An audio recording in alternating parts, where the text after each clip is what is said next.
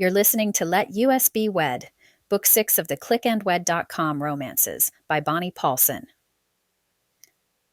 Dutties.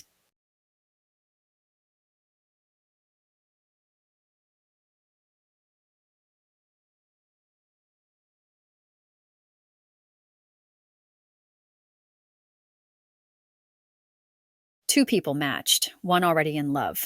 Her whole life was on that memory stick. He was looking for a purpose, and it saved his life. Matthew was ready to give up. A small USB drive with a pink heart sticker caught his eye. Determined to get it back to its owner, he left his goodbyes on the bridge. Kristie lost everything when her USB drive fell from her backpack as she ran from her cheating ex-boyfriend. She sought revenge by signing up for an online marriage site using his credit card. A woman scorned and all that. But Kristie was an accident waiting to happen. When Kristie is matched to Matthew, he seems to know more about her than what she put on her profile. Like he understood the real her. Can she trust him to be her forever? Or is there something unforgivable he's hiding in his past? Click into this poignant romance about the need for love and belonging, with feel-good moments all along the way. Chapter 1. Kristie. Why did Chad constantly lock the door to our third-floor apartment when I left for work? The afternoon had barely begun with the sun high in the sky with short, sharp-edged shadows. The small town of Libby, Montana wasn't known for its break-in robberies or even its high-catch men. I had the sneaking suspicion I had one of the men who was up to no good. Usually I had to jiggle the key when I tried to get it to turn, and it made the rest of keys on my keychain jingle. Not this time. Instead of letting my keys jangle or even any metal scraping sounds to alert Chad to my arrival, not to mention the massive migraine I had developed, I held the rest of my keys in my fist while turning the lock and opening the door. The panel popped open. I froze at the sight before me. After a second, I blinked slowly, then started to laugh. When I had my suspicions, I was right. When was I going to start paying attention to my gut? Chad lay on the couch with Kami, the counter girl from the video store. Sprawled on top of him, he arched an eyebrow and covered his surprise as he pushed her long, brassy hair out of his face. "You're supposed to be at work." But he didn't move his naked body from my couch. Mine. The one I had paid for when I'd moved in. Kami just laughed, leaned over his chest, and muttered, "Don't you knock?" I continued laughing, as if they had every right to be there, doing what they were doing. Shaking my head, I kept my chin up. Calmly, I walked around the apartment, not looking at the occupants of the couch again, and gathered my things. I'd only been living there a few months, so my items weren't completely embedded in the landscape. Yet. Now they never would be. Relief filled my heart more than betrayal or sadness. He was getting on my nerves, and I hadn't come up with any way to get away. That doesn't mean I was understanding or not mad. Oh, not by a long shot. I swallowed my anger for now. For now. No one ever got great revenge while making decisions with a hot head.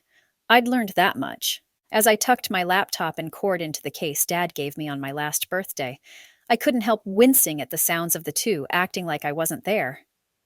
Yuck. They could at least wait until I'd gone. No tact, no class, just plain trash. How long had he been cheating on me? I didn't want to know. I couldn't breathe all of a sudden and gritted my teeth in relief to be done packing my things. Pulling the key off my keyring felt surprisingly liberating. I dropped my 2 bags outside the front door and returned to the counter to click the key onto the counter. They didn't even acknowledge me. Glancing over my shoulder, I grimaced and whipped my head back around to face the counter. I would never get that image out of my head. Maybe I'd have to bleach my eyeballs. I caught a glimpse of Chad's wallet and pushed the growing anger out of my head. I had to keep my cool. I didn't look again over my shoulder. That was gross and not something I wanted to relive. Reaching over the edge of the counter, I reached down to the lower kitchen counter and flipped open his leather bifold. Slipping his gold card from its slot, I closed the wallet. That revenge would come soon enough. I had another major revenge in mind for a more dramatic end. He wouldn't be able to ignore me for long. Someone had to feel my anger. Continuing to ignore the two absolute idiots, I approached the entertainment center with purpose. Out of sight, I tucked my newly acquired credit card into the front pocket of my waitress apron. I'd given Chad the new gaming console with money from my first check down at the grill. Part of me wondered, no, knew. He kept me around because I bought him things and paid for rent along with other necessities. Now, though, he didn't have the option to keep me around. My confidence didn't need more of a reason to kick him to the curb. My best friend Tara decided who to keep and who to skip. I needed to get that attitude, not the other way around. Chad needed to be aware of just how lucky he'd been with me. I bent down in front of the Walmart Plastic Center, snapping open the doors to the cupboard and yanking the cords out of the back of the system. I wasn't quiet about it and might have even grunted as I pulled. He had those screwed on tight, like he didn't want someone to take them. I giggled as I yanked harder, and the cables finally popped free. Chad's gasp was almost cathartic. In the reflection of the large screen TV mounted on the wall, I could see him move, dumping Kami from his lap and wrapping a throw around him. Another gift I'd given him. Yeah, he could keep that one. What are you doing? He moved toward me, his face incredulous. I stood, console in hand, and smiled sweetly. I didn't say anything as I turned and walked out the front door. I pulled the door shut behind me before bending down to grab my other two bags. As I lingered outside the apartment, not from choice, but because I hadn't thought out carrying such big items, I overheard Chad stomping around and cursing. What's the big deal? Buy yourself another one. Kami's plaintive whine wasn't any less annoying through the thin apartment walls. Don't be stupid. I can't replace my game time. You need to leave. I have to fix this. Chad's voice wasn't repentant at all. Instead, he sounded like he was put out by the whole thing. I'll call you when I get this figured out. Chad, just let her go. Kami's voice moved around. She was probably chasing him. Oh, she was annoying. We can be together now. Yep, he'd been cheating on me for a while. The truth didn't hurt half as much as knowing that others probably knew. That was what was bothering me. I wasn't invested in him emotionally, but people probably knew, and were talking about it. Great. That's exactly what I needed. I hefted my backpack higher on my shoulder and shuffled across the outdoor landing to the apartment across from Chad's. Thankfully, I hadn't started calling the place mine yet. That habit hadn't yet set in, and I was so glad for now, as I did a modified version of the walk of shame. Kicking the bottom corner of the door, I fought the embarrassing cliche I'd become. Keep my head up. That's all I could do. Tara opened the door, arching an elegantly pierced eyebrow and taking in all of my things. Once her gaze landed on the console, she pushed open the door without a word, staring at the apartment door across the way, until I was fully inside, and she could close it behind me. I set my things on the counter in her kitchen, staring at the console where it came to rest beside the sink. What was I going to do with it? I hadn't thought things through to that point. I hadn't thought things through at all. What happened? Tara's brashness was appealing in so many ways. She held her bluntness to the edge of rude, never allowing her words to roll off her tongue without some level of charm. Thrusting her hands on her hips, she knew something was wrong, and her righteous anger wasn't directed at me, but I felt it. I loved that she could tell someone to go rot in a dumpster while smiling. That's how we'd met in high school. She'd shoved past me in the hallway, telling me a few choice things I could do with my books, and then smiling to reach around me and open her locker, right next to mine. We'd been joined ever since. I shook my head, closing my eyes. Leaning on the counter, I hung my head. What was worse? That I had been cheated on, or that I'd caught him? I couldn't figure out the answer, or even what exactly had happened, since I was still reeling from the last 30 minutes. I posed the question to Tara. What is worse? That he cheated on me? Or that Libby probably knows? Had she known? Please, say she hadn't known that he was cheating on me. I don't think all of Libby knew. Your parents are well liked. I don't think Chad would push that. She half shrugged. I didn't know. I won't lie. I suspected something wasn't right, but I sleep during the day. She grimaced as she settled her hip against the wall behind her and folded her arms. After studying me a moment, Tara pointed her maroon painted fingernail toward the floor. Or, I think the bigger question here is, are you embarrassed? You were dating a guy named Chad. She pulled her lips back in a horrified sneer, then laughed, the sound soothing. I know, you've never liked him. I always thought, well, he always said you were jealous because I wasn't spending as much time with you. I chewed on my bottom lip, raising my gaze to her face as I admitted that Chad and I had talked about Tara. That's where my shame was. I was the jealous one. She'd found Brian, and I only found Chad.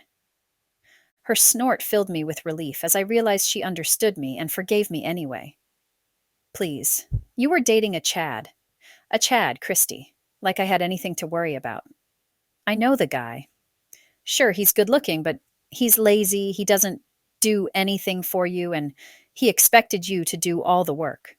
Hey, I want to be needed as much as the next girl, but he still should act like a man and get out there and work. Playing those video games was not working either. I don't care what he told you. Tara pushed off the wall and came to me, wrapping her arms around my back and pulling me in for a hug. I returned it, leaning on my friend with desperation. I moaned, the tears finally coming as the portent of what I was staring at finally returned its ugly glare. One more time I'd failed, and I had to face my family, and everyone else who knew I was a chronic failure. Sighing, I murmured, "Can I stay with you for a while?" The apartment was still technically mine, and I was more than a little relieved to return to it. Tara pulled back, her eyebrows drawn together. I just took your name off the lease, and I was going to tell you tonight, but Brian is moving in this weekend. You can absolutely stay with me as long as you need to. I just thought you should know. She scrunched her lips and waited for me to say something. She wanted my approval just like I needed hers. Unwilling to hold back anything from Tara, I pulled my arms to my side, then wiped my eyes. Chad hadn't made me cry. My failure had. Oh, of course you did. I raised my hands in the air and pasted on a semblance of a smile. I'm so happy for you. Brian is a great guy. And he was. They'd been together for 2 years, and I knew a proposal was right around the corner, mainly because he'd asked me to help him pick out a ring. But I was alone. Again. I was always alone, and it hurt like ketchup in a paper cut. The potential jealousy from Tara had been a slight balm, but I knew it wasn't right. She wasn't jealous of me. I wasn't of her. I honestly tried not to be. I waved my hand in the air as if to push away my internal struggles and shook my head. Don't even worry about it. I'll see if I can stay with my parents. Dad still doesn't know I've totaled the truck. Of course he did. Small town like Libby. I didn't want to face that reality just yet. Dad finding out all of my lies was enough to cause heartburn in the worst way. Tonight is great, though. I'm off and you were coming over for pizza and hanging out after work, remember? Tara picked up her cell and ordered a pizza. She was always fast at making decisions, and right then, I couldn't be happier that someone was taking the wheel. She set the phone down and turned to me. Wait, why are you back from work? I sighed. I had a migraine. I must have sensed something wasn't right. You've been saying that for a while. Tara put the phone down. Well, we can start our night early. You pick the flick. I need to get into my PJs. I did as instructed, pulling up the menu on her cable and cuddling underneath a crocheted throw her mother had made her. As we sat on her couch swooning over Channing Tatum's abs in the old dance classic, Step Up, I sipped my root beer float and had an epiphany. Snapping my fingers and dropping my feet to the floor from the being tucked beneath my rear end, I turned to Tara. You know what I need? I need to find someone outside of Libby. I shook my head and laughed derisively. I can't believe I haven't thought of it before. You're sugar drunk. Maybe you need that. Maybe not. How do you propose to do that? You could have grabbed someone at college. Instead, you came back here and picked him up. She shuddered. wiping at her ice cream mustache and setting her cup on the small table at our feet. No, seriously. College was. I didn't know what I wanted. Technically, I still didn't know. But why broadcast that? Leaning over the arm of the couch, I pulled my laptop from the bag and rested it on my lap. I snapped the top up.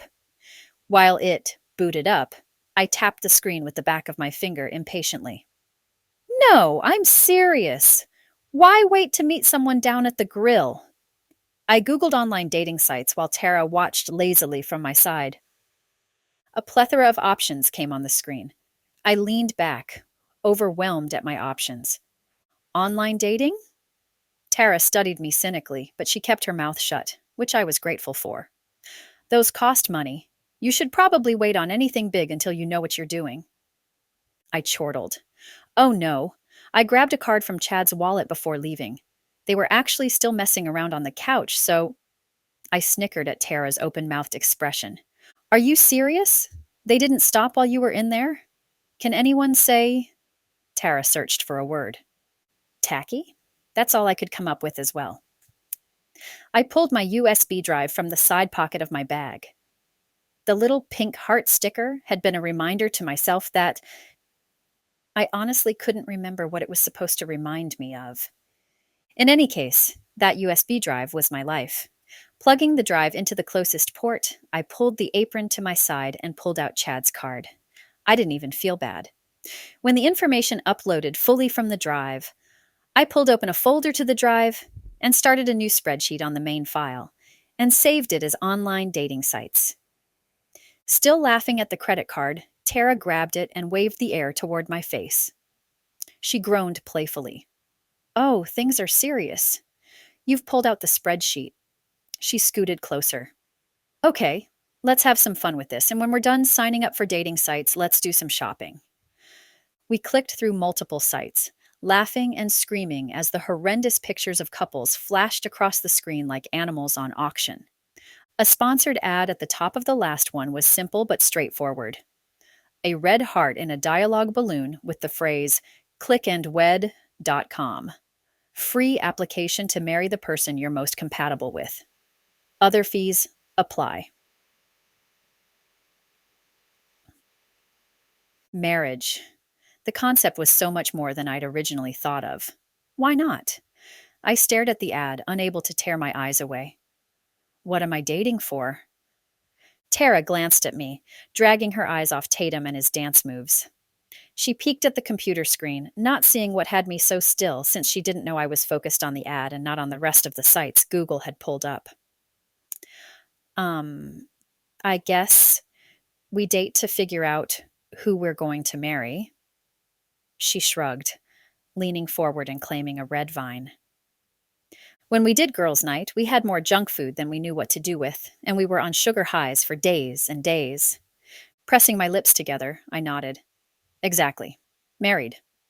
I tapped the screen and looked at her. I'm going to skip the drama of dating and get right to the heart of the matter. No messing around. Excitement filled me. If I could find a match, I wouldn't have to mess with the stupidity of dating. I was sick of the games. I didn't want to feel like I was going to be in perpetual college forever. What? Tara shifted on her seat, leaning closer to see what I was talking about. Her interest had been piqued with mention of marriage. Maybe now she'd pay attention to me. I clicked the ad and then didn't allow myself to hesitate. With each move that I made, I documented it in my spreadsheet that already had a lot of sites and login info, as well as the answers I'd inputted on their surveys and bio information. Just copying and pasting had become the name of the game. I used Chad's credit card to do the billing, which was made easier by knowing his billing address and how to spell his last night correctly. Even as I filled out the online applications and did everything I was supposed to with my best friend sitting beside me, the wave of loneliness still crashed hard around me.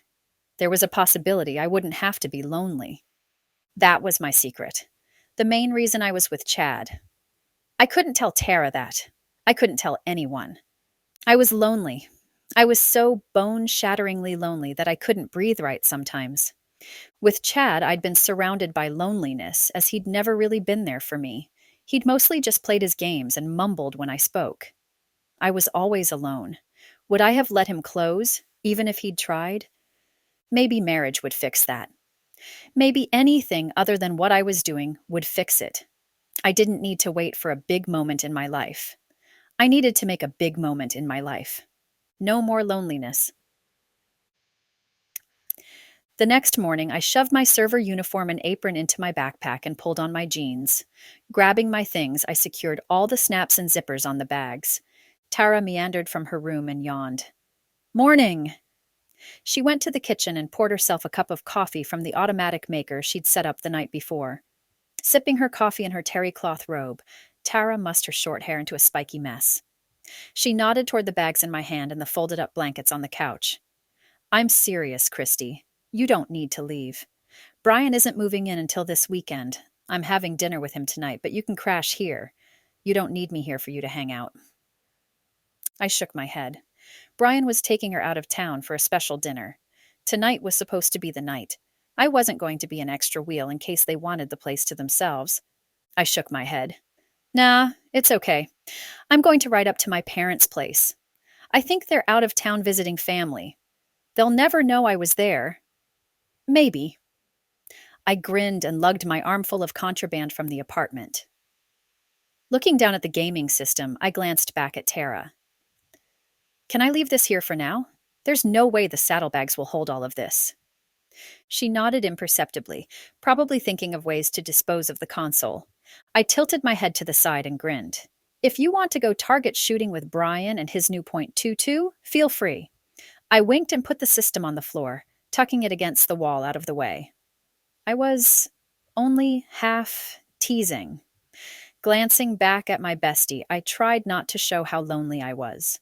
She didn't need me to hold her back any more than I already had. Thanks, Tara. I'll text you when I get there. She wouldn't offer me a ride because she knew I didn't want one. I needed time to get my head on straight, and the only way to do that was with the wind whipping around me and my two wheels steady beneath me. Plus, I wasn't going more than a couple miles. I had a Honda Magna from the 1980s. It wasn't a truck, but it could hold the few bags I needed to take with me. The ride was a perfect fit for me, and I'd used my insurance money to buy it rather than fix my truck. I hated my truck, an old Dodge that ate more gas and left a fine dusting of rust everywhere I parked. Glancing around for Chad, I hurriedly secured my bags to the back of the seat. Only one would fit into a saddlebag. The laptop case didn't fit, and I had to rest it broadside down to make sure I could strap it on the seat. Usually, I would just carry the laptop with the strap across my chest. But it bulged with more than just the computer, and I wouldn't be able to get the strap across my shoulders. I wasn't going too far, so things should be secure enough until I pulled into my parents' drive and could unload. Turning on the engine, the sudden purr relaxed me, and I pulled on my half-head helmet. Revving off, I knew it wouldn't feel like I had escaped until I'd crossed California Avenue's bridge over the Kootenai River. There was something about water that just made me feel so calm. Chapter 2. M. Matthew. Nothing promised. A faster, more all-encompassing end than water. The Kootenai River would be kind. It would whip Matthew's worries away faster than the rope that took his friends. Matthew stood at the center point of the bridge on California Avenue, crossing the Kootenai River. He was on a self-imposed lunch break from his job as a contractor. Yeah, he owned his own construction company. But did that matter? Not to his old partner. Looking out over the meandering river, Matthew didn't have to think twice about what kind of relief everything would be to just jump. No one would even know, not without his clues. The bridge wasn't the center of town regarding traffic, so a small surge of cars and trucks would pass over, rattling the beams and making a humming sound as they passed. Then the traffic would leave behind the quiet caress of the breeze over the river and the water far down below. The sun watched him with puffy clouds passing by in the blue expanse above. Nothing judgmental came from the skies, and Matthew actually felt peaceful with his decision. Why not? He was alone in every other aspect of his life. Why not finish it that way? Matthew paced north, then south, on the pedestrian portion of the bridge. His boots scraped on the concrete as his strong stride changed to a drag. His confidence was lagging. Maybe it wasn't the best answer. Maybe he just needed to take a minute and think things through more fully. Wanting to commit that kind of act was hard to stick with on such a beautiful early summer day. But like always, no matter what time of year or day, the dark thoughts always came. He couldn't escape them. The only times he could escape the darkness was when he was on a specific mission. This had become his mission. He had to fulfill the mission. He'd worked too hard on planning things out since. Lance. He twisted Lance's coat in his hands, shaking the jacket up and down as he fought for control over the tears on his face. He wiped the material over his face to wipe at the sneaky tears working down his cheeks. The faint scent of Lance's cologne lingered as Matthew lowered the coat. There were buddies and best friends, and then there were people like Lance. Lance was like a brother to Matthew. They'd gone through a couple tours in the Marines together. They'd seen things. They'd done things. They'd survived things they shouldn't have. Lance wasn't supposed to check out early. Not when they'd both made it back stateside. Not when they started a company together building memorials and other things that were needed. Not when Matthew needed Lance's help late at night when he was losing it, too. They would call each other and meet up for a beer or just shack at one of their homes. Nightmares were normal, and they both understood. Panic welled in Matthew's chest. Was he more terrified about being lonely if he didn't do it, or more afraid that it was just lonelier on the other side? Either way, his fear paralyzed him, and he didn't like the way it took his control. Anything had to be better than what he was going through. Okay, he could do it. Of course, he didn't really need to do it by jumping off the bridge. At the same time, no one would find his body. If he turned on the truck and let it run in his garage while sitting there eating ho-hos, it would make more of a mess. The river was better. No one would know. No one would care. Matthew stopped pacing, moving up to lean against the railing and stare out over the scenery again. Rich, green trees bordered the river with its varying tones of greens, blues, and browns. Off in the distance, a flock of Canadian geese honked and flew overhead on their way north for the summer. Libby, Montana wasn't his ideal place to die, but Afghanistan hadn't been either. Was there an ideal place? Not when you had demons chasing you from all the way across the world? Lance's house wasn't an ideal place, which irritated Matthew that he'd found his friend there. His watch dinged. His lunch was almost over. But it didn't matter. No one needed him at the site. He had a foreman who did the managing and a terrific crew who were all ex-military with their own issues to deal with. Sarge, the foreman for the crew stationed there, would understand what had happened. He would get it. Honestly, they all would. None of them needed the added stress his problems would cause. Turning to drape Lance's coat over the guardrail, Matthew shrugged out of his own. He could leave them there, like a makeshift memorial for them both. No one would even miss them. Someone might find the coats and keep them or donate them, or maybe even throw them away. He leaned over to smooth the sleeve of Lance's jacket, picking at a fuzzy piece of lint, when something pink and shiny caught his eye from the dirt shoulder of the bridge. Upon closer inspection, he bent down and picked up a small USB thumb drive that had fallen to the side of the bridge. USB drives were usually pretty important. This day and age, people kept their entire lives on them. Even just a collection of pictures was worth a lot. The pink heart sticker labeled the owner as a girl. No matter how sexist that might be, Matthew had no doubt that drive belonged to a girl or a woman. Maybe the owner had no idea she'd dropped her drive. Matthew had no way of knowing what was on it. Not sitting on the bridge, but he could figure out who the owner was, or at least have more clues to help him get the drive back to its rightful place. If he left then, he had no idea when he would get another chance to escape and end his pain. He had to choose. Did he take on this mission and find the information he needed to get the drive back? Or did he do what he'd set out to do? Gripping the thumb drive in his fist, Matthew stared over the railing of the bridge, his expression neutral. What did he do? He hadn't wanted to bother anyone or cause any other person pain. Not getting that drive to its owner might do more harm than good. He couldn't just set it back on the black top of the bridge in all good conscience.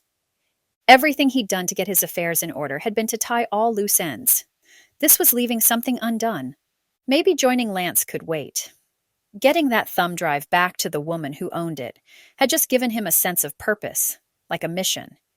No, joining Lance would have to wait. He already couldn't focus on why he was out there on that bridge. Everything was centered on the little metal piece in his palm. As he focused on the drive, the darkness pulled back. He set his sights on the end result. Reuniting the female with her long-lost drive would feel good. She would be grateful. Matthew needed that. He needed to be worth something. Having a positive impact on someone else's life would be the turnaround he needed. If only for a brief time, he would take the break from misery.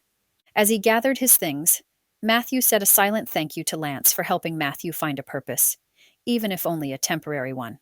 Chapter 3. Kristie, my lanky yet muscular brother, came out onto the wide veranda at my arrival. I rolled my eyes and parked the Honda, kicking the stand out and pulling off my helmet. I smiled tightly at him. It seemed like he was everywhere I was trying to be lately. He'd even been at the grill the other day. Everywhere. I wasn't settled enough mentally to deal with my brother. Not yet. He was great at everything he did, and he didn't have to lie or exaggerate to impress anyone. Leaning on the railing that came to waist height, Brent folded his hands and laughed. So, Chad cheated again, huh?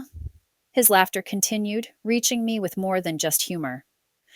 Was that sarcasm in his tone, too? My chest tightened. Had Brent known he was cheating on me all this time? Again? What do you mean again?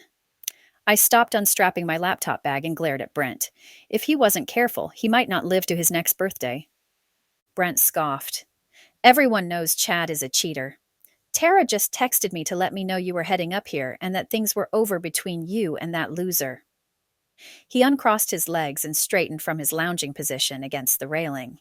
He softened his tone, but not his volume. Mom and Dad will be glad. Dad hated when you moved in with him. He almost went down and dragged you home. My jaw fell slack, and I turned back to the bike with a heaviness in my chest. What else did Mom and Dad know? My parents really did know. I'd hoped against hope that they wouldn't have any idea I'd moved out of living with Tara and into Chad's place. Not that it mattered. I was deep into my 20s, and I didn't need permission from anyone, but at the same time, I didn't want to disappoint them. My fear of being a failure reared its ugly head, and I swallowed my disgust in myself. Mortified, I opened my bag. Unhooking the straps, I glanced at the open pocket off the side. I'd had a bunch of pencils in the bag. Yanking the pocket open more, I rummaged around in the pocket and in the bottom of the laptop. They were all gone. I'd had at least 8 of them. There was the white eraser and a Bic pen. But my colorful highlighters were gone. No. I stuck my hand into the front pocket to make sure the USB drive was secured still, certain nothing had happened to that piece. My fingers felt nothing but empty pocket space. My chest tightened. Wait. I patted around in the pocket more, then moved to the side of the steps. The stairs led up to where Brent watched me with an amused expression on his freckled face. I glared at the bag as I unloaded its contents. My laptop was there with the cord. 3 personal notebooks were stashed on top of the computer. The computer cover and screen protector were there, but the pencils and the USB drive weren't. Turning the bag upside down, I shook it to empty the contents fully. A couple gum wrappers and a crumpled receipt fell to the ground at my feet. Where was it? Everything on the drive was backed up by my cloud data storage, but the drive had so much information. I hated thinking it was out there for anyone to find. Not only that, but it was a kind of a security blanket for me. Just holding it in my hand made me feel in control. I would often shove the small piece into my front pocket, even when I was just going for dinner or for a ride, with no option to use a computer or access the drive's contents. I didn't care. I needed to have the drive with me. All the time. Absently, I glanced up at Brent. Seriously, finish what you were saying. Again? He'd mentioned something about Chad cheating again. I was removed enough from the situation that I honestly didn't care, nor was I surprised. I just wanted to know where my drive was. I was close to crying. That's how much Chad meant to me. My drive was more important.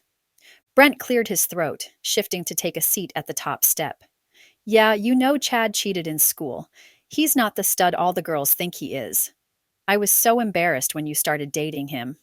He shook his head, sincere remorse in his eyes. Did you lose something? My face flamed. I'd been blinded by the fact that Chad had been interested in me out of everyone else. Chad had been extremely popular in school, and when Tara and I had returned from college to the small town scene, I'd been wrapped up in the popularity contests again. Things I'd never won when I was growing up. I sighed, more aggravated by the loss of my USB drive and other items than Brent's rough honesty. Yeah, well, I'm more embarrassed than you could be. What happened to you, Chris? Brent stood and joined me at the bottom, settling on a step a few above me. He folded his hands and hung them between his knees while leaning forward and studying me closely. You had so much potential. Whatever happened to you going somewhere and being something? You even brought Tara with you. I mean, geesh. Brent slapped his thigh, staring at me as spoke. I avoided his gaze. Tara didn't have to come back. I lifted my chin, my bravado not impressing anyone. I closed my eyes. Too much emotional turmoil over the last 24 hours dragged at me. I shook my head and pivoted on my feet, slumping to the step beside my half-successful bag. I didn't finish college. Tara did. I didn't. And I had all the student loans and no degree to pay off the debt. What? What do you mean you didn't finish college? You had a diploma and everything that you sent to Mom and Dad. He jerked his thumb over his shoulder. Cocking his head to the side, he lowered his voice. How much have you lied? I scrunched up my nose and didn't bother holding back the tears. I flipped degrees too much. I didn't have a capstone course in anything I chose, and the certificate was easy to design after one of my graphic designer courses. I can do a lot of stuff, but I don't have a degree to prove anything. My shoulders rocked as I started to really cry, really grieve the turn my life had taken. I wasn't a young, fresh out of college girl. I was past 25 and had no direction in my life besides hanging out with Tara and making her do the things she was much better than doing. Her life could be so much different than it was now. Save your crying for someone who cares. I'm so disappointed. Brent wasn't the only one. His voice was rough and uncaring, just as I expected. He wasn't the most empathetic person. I couldn't believe I'd just spilled everything to him. But he knew what to ask. He knew the buttons to push. He'd always been good at that. Unfortunately, this wasn't his fault. He had no idea what I was going through. I was at a point in my life where I needed someone to understand me, or at least hear where I was coming from, where my loss was. The only thing we had in common was living with Mom and Dad temporarily. Brent was waiting for his fiancée to get back from a last vacation with her family before tying the knot. They even had a house ready for them in Whitefish, Montana, near Brent's job as a computer program. There was a lot of work to be had for anyone willing to prove they had the education to do it. Not that there was an excuse, but when I'd been faced with coming home without a degree, I couldn't come home as a failure. Being a failure wasn't an option. I didn't want to be another statistic in Libby. Yet, that's where I was going. That's the way I was headed. Heck, that's where I was. As if he'd just recognized how harsh he was being, Brent softened his tone. What are you looking for? Brent motioned toward my bag and then glanced at the bike. He raised his eyebrows like he had an idea that I was losing my mind, and I was doing a good job proving it. I was too young for a midlife crisis. But there I was with a motorcycle and a job at the grill, while Tara worked graveyard at the casino next door. What was I doing? What had I done? Brent's reality check had me rethinking every step and lie I'd told since starting college. I had trapped Tara. She was there because of me. I had to do something about it. I had to get myself gone so that she could move on with her life and be happy with Brian. Flipping my fingers at the bag, I leaned forward and placed my chin in my hand. I lost my USB drive. Tears welled in my eyes. He couldn't see me cry. I didn't want to show more weakness to him. Pinky? Brent's eyes widened, and he scooted lower to pull the bag into his lap and look for himself. I can't believe you remember that name. I got the drive a year ago, and I'd teased my dad that I was going to name it Pinky. Teased. I hadn't actually done it. Yet Brent remembered. He seemed to remember everything. Be careful with that memory of yours. If you prove you're a vault of information, I'll start making you go everywhere with me in place of my drive. I held my breath for a moment, hoping he would pull his hand from the bag with the drive in his hand. I moaned when he lowered the bag in defeat. Everything was on that drive, even my degree. Your fake degree? Brent laughed and my stomach sank. You're going to tell Mom and Dad as soon as they get home, aren't you? My fake degree. If that got into the wrong hands, I'd be ruined. I'd never be able to look them in the eye again. I needed to get out of Libby and get out for good, but first I needed to retrace my steps and look for that drive. Not that there was a chance in Montana to find it. What am I going to do? Don't worry. Mom and Dad will be distracted with the wedding for a bit. Then you can die of mortification. He patted my shoulder and stood, laughing as he climbed the steps back inside. He hadn't said he was going to tell them or that he wasn't. Exactly the type of torture Brent liked administering. I needed to go to work that night, but I didn't want to. I didn't think it was necessary anymore. I didn't have to support Chad, and if I was going to leave, well, I needed some money, and I couldn't do that to the other girls at the grill. I'd turn in my notice that night. One way or the other, I was getting out of town. I'd completely forgotten about signing up for any of the matchmaking sites. Chapter 4. Matthew. Matthew closed the door to the trailer and flipped on the light. He'd walked all the way back to the construction site where he'd left his truck, and then driven back to the RV park where he'd parked for the last few months while working on the gazebos for the main park. They were close to finishing up, and he could head back to Missoula where his home and headquarters were. Sarge had given him a knowing look before he'd left for the trailer, but Matthew had ignored him. He finally had a mission to look forward to. He had to find the owner of the drive before they left for Missoula. That gave him a deadline and a task. A flush covered his skin, and he took a shaky breath. Unexplainably, Matthew felt like everything rested on what he discovered, as if the secrets on that drive could save him from the terror of his dreams and the pain of the losses he'd endured. He wasn't dumb. He knew nothing could, but hope. Hope was enough to drive out even the worst of nightmares. And this drive was giving him hope. Claiming a seat at the dining table that also doubled as a bed or an office, Matthew pulled out the laptop he carried with him for work. While the computer booted up, he used the restroom, washed his hands, and grabbed a protein bar to snack on. He rubbed the smooth lines of the drive in his hand while waiting for the laptop to be ready to accept a new USB. Plugging it in an available port, he grinned when the folder popped up. It was a good sign that it worked. Organized even further with easy-to-understand labels, Matthew started clicking around. The ease of use was remarkable. He wished his offices in town were half as organized. There was no doubt where things were without there being too much labeling. A folder labeled Pictures was one he had to wait to do. He didn't know if he wanted to know what she looked like. What if she was a 90-year-old woman or a 6-year-old girl? He didn't to be labeled as a creeper. Wait, why did her age matter? All that mattered was getting her the drive back. Her age shouldn't play a role in that. He just needed to figure out who she was. That was the most important thing. Then he could search for her and get her back her drive. Matthew ignored the curiosity rushing through him that had been growing since he'd found the drive. Deep inside, he couldn't help wondering who had saved him. Clicking on poetry, he found multiple documents filled with poems. Alone. I'm alone. I cry alone. I plan alone. I'll die alone. I am one. Just basic poetry that seemed to understand exactly what Matthew was thinking. He didn't have anyone to talk to about the way he was feeling. He was lonelier than the essays claimed her to be. He clicked on the pictures folder after he couldn't fight it any longer. The woman who was in them consistently was a brunette with green eyes. She had to be a consummate actor as she smiled for the camera in repeatedly different circumstances. Her smile was wide and bright and filled with opportunity.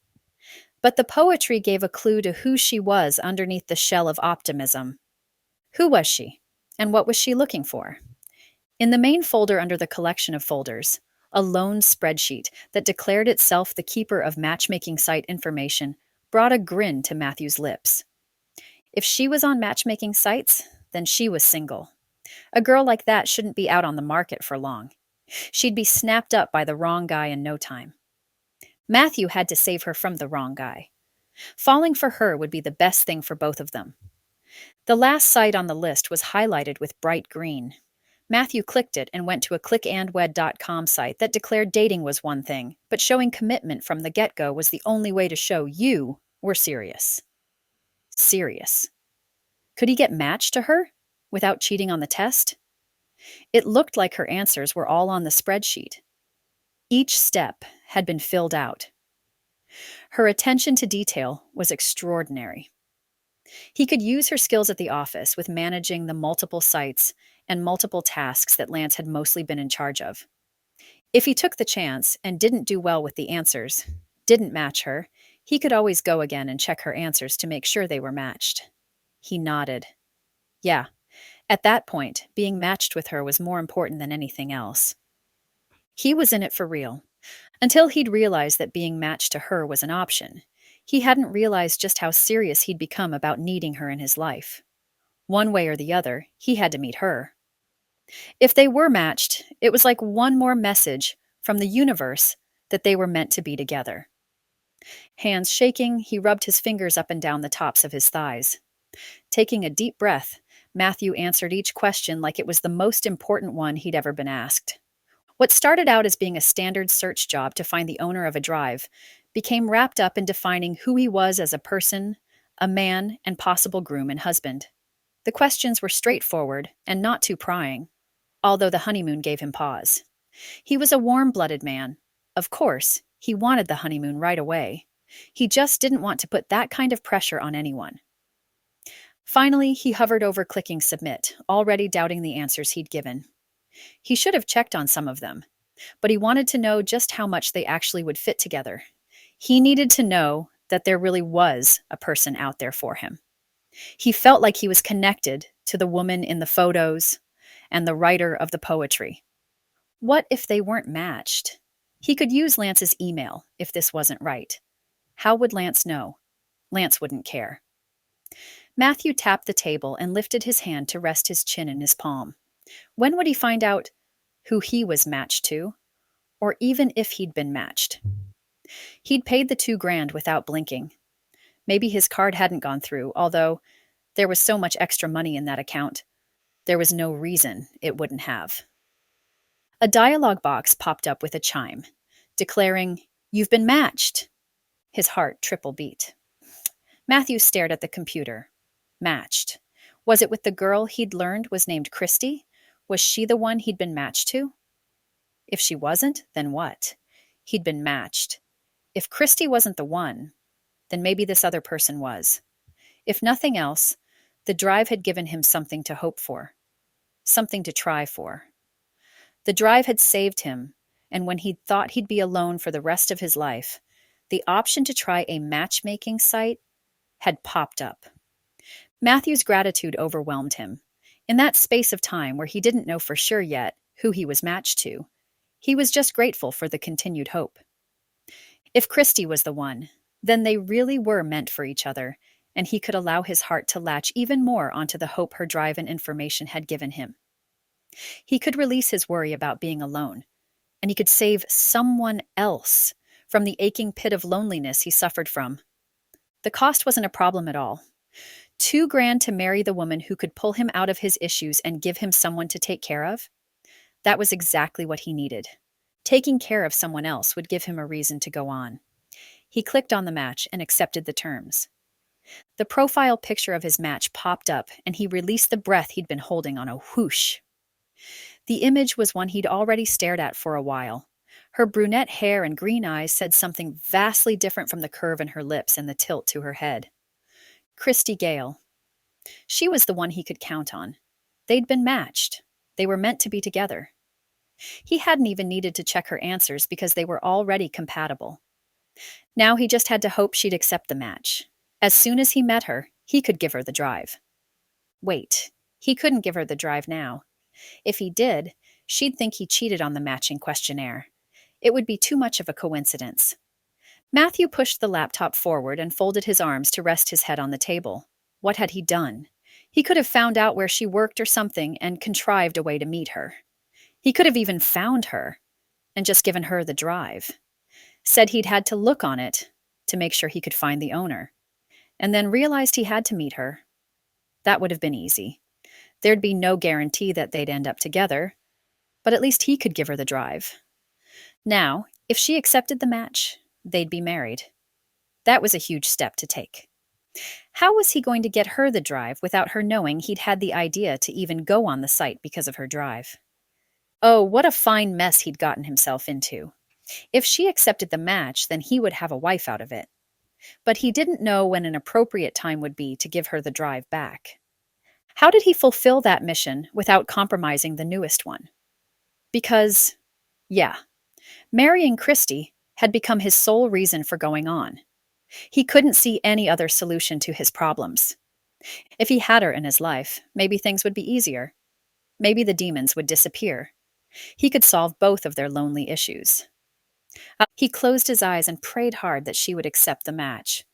What would he do if she didn't? Chapter 5. Kristie. I tugged on my apron strings to retie them in tears as Chad continued yelling at me from outside the front windows. He waved his arms, pounded on the glass, and stepped back to kick a garbage can. Chelsea, the manager, wrapped her arm around my shoulders and walked me back to the kitchen. Maybe if he couldn't see me, he'd calm down. What's going on, kid? We can't have this going on at the grill. I know it's not your fault, but at the same time, we need to make sure this type of thing doesn't disrupt business. She winced at the sound of sirens pulling up to the building. Sighing, she pasted a smile on her face and stared at me. No, someone had called the cops, and now Chad was going to get arrested right there in the grill parking lot. I nodded. What else was I going to do with tears streaking my cheeks and my hands shaking? I finally swallowed. Chelsea, I need to quit. Chelsea studied me, weighing my words and what was happening. After a moment, she nodded slowly. I'll get you a check sent out tomorrow for the remaining pay we owe you. I sure hope you get things figured out. She patted my back and watched me turn and walk out the back door. The cops would probably take a statement from Chelsea. I knew Todd and Seth on duty. They could swing by my parents' place if they needed me. I had to get out of there. Chad approaching me at the restaurant and shaking me in front of my customers had been embarrassing enough.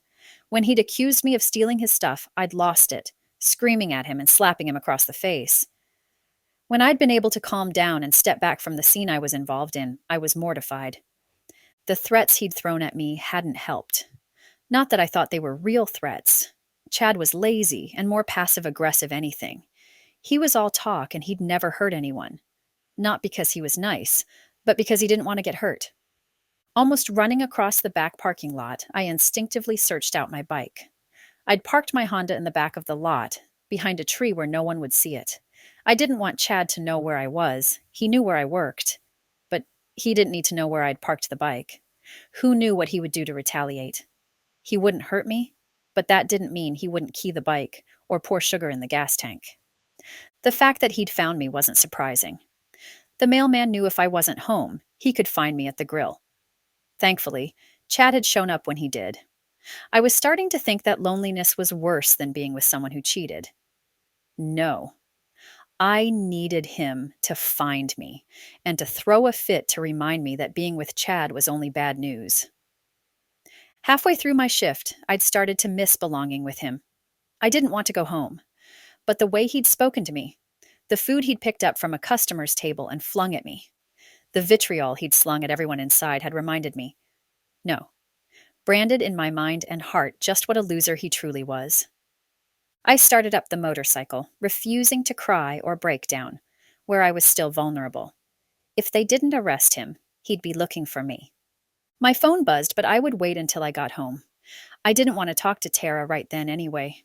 I'd just cry too hard. She would most likely have heard what had happened, what was still happening, from one of the girls inside.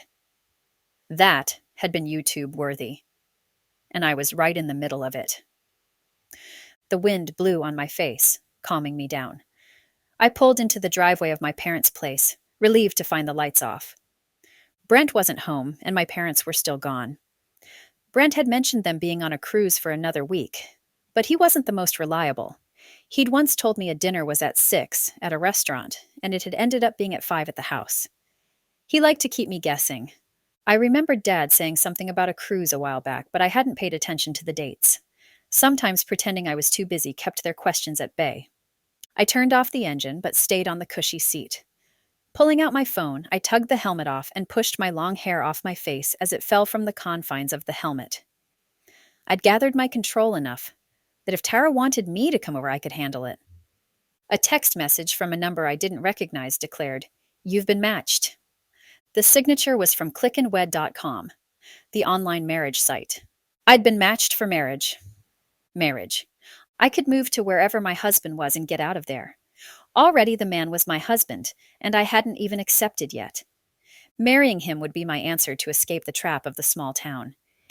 The money I had been able to save up wasn't much since Chad liked to spend everything that wasn't his. The check wouldn't be at my parents' place for a few days. Getting married would be my ticket out of there, and it would be viable. With the whole process, I could probably be out of Libby within the week.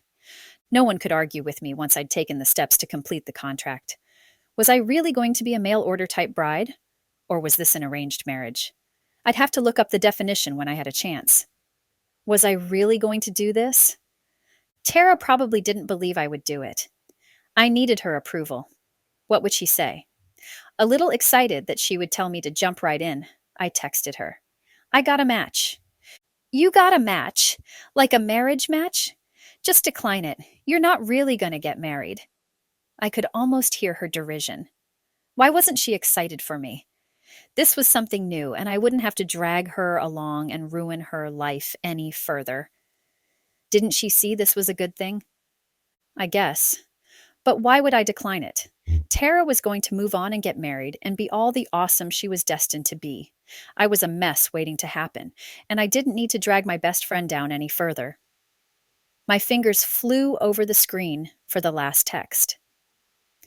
Thanks. I'll talk to you later. I'm going to bed. Lots of gossip. I'll fill you in on tomorrow. 3. What makes you think I don't already know? P. Of course she knew, at least a huge chunk of what had happened, but Tara would play it cool until I was ready to fill her in. I reopened the message from clickandwed.com. Install the app for easier access to information and more action steps. I installed the app and then logged in, pulling up my matches information. If I clicked accept, I was contractually bound. There was nothing saying I had to go through with clicking accept, but there was something inside me that said I should. I should at least try. Wasn't that why I had signed up? To see what my options were? And of course, to screw Chad out of $2,000. My hand hovered over the accept button and I took a deep breath. This wasn't a conventional proposal. This wasn't a conventional way to find your husband. But dang it, I wasn't conventional, and I was sick of pretending to be. I had already failed at dating, at school, at even being cheated on. I was turning into a failure, and if this program had matched me, then maybe, just maybe, I could be a winner at something. This guy wanted marriage too, from the get-go. There was no hiding from the fact that commitment was necessary to be on this site. Maybe this guy? No. I didn't let myself finish the thought that he was a crazy person or as desperate as I was feeling. I pushed the button. My husband could need me as much as I needed him. Maybe I didn't have to be lonely anymore. Chapter 6. M. Matthew.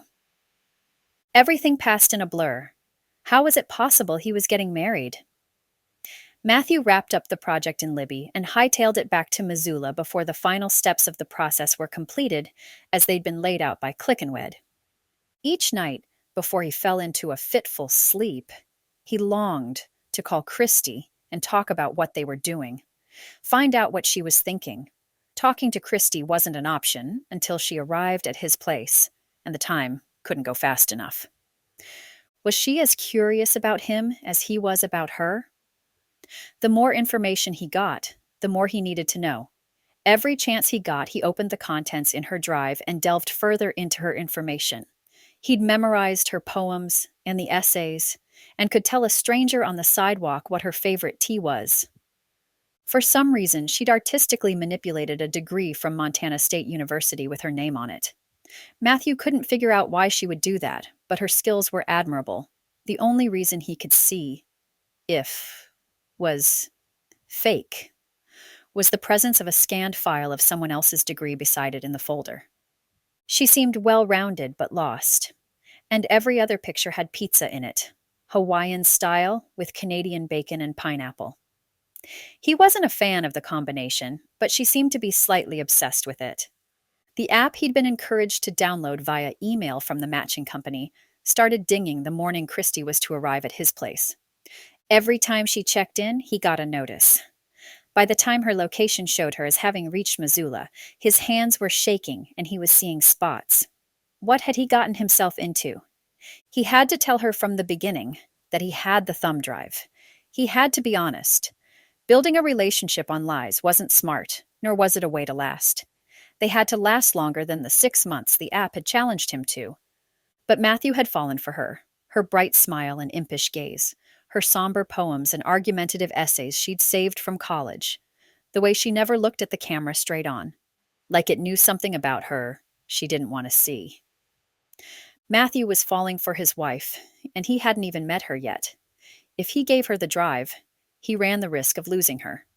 The rumble of a motorcycle climbing up his driveway brought him to the front door. He stepped out into the fresh spring breeze and tucked his hands in his pockets. Closing his fingers around the small thumb drive, he kept close to him. Anywhere he went. Matthew watched a curvy brunette climb from the back of a 1982 Honda Magna with maroon paint and black leather saddlebags. She pulled her half helmet off and looked around the property. Matthew tried seeing it like she would be, for the first time.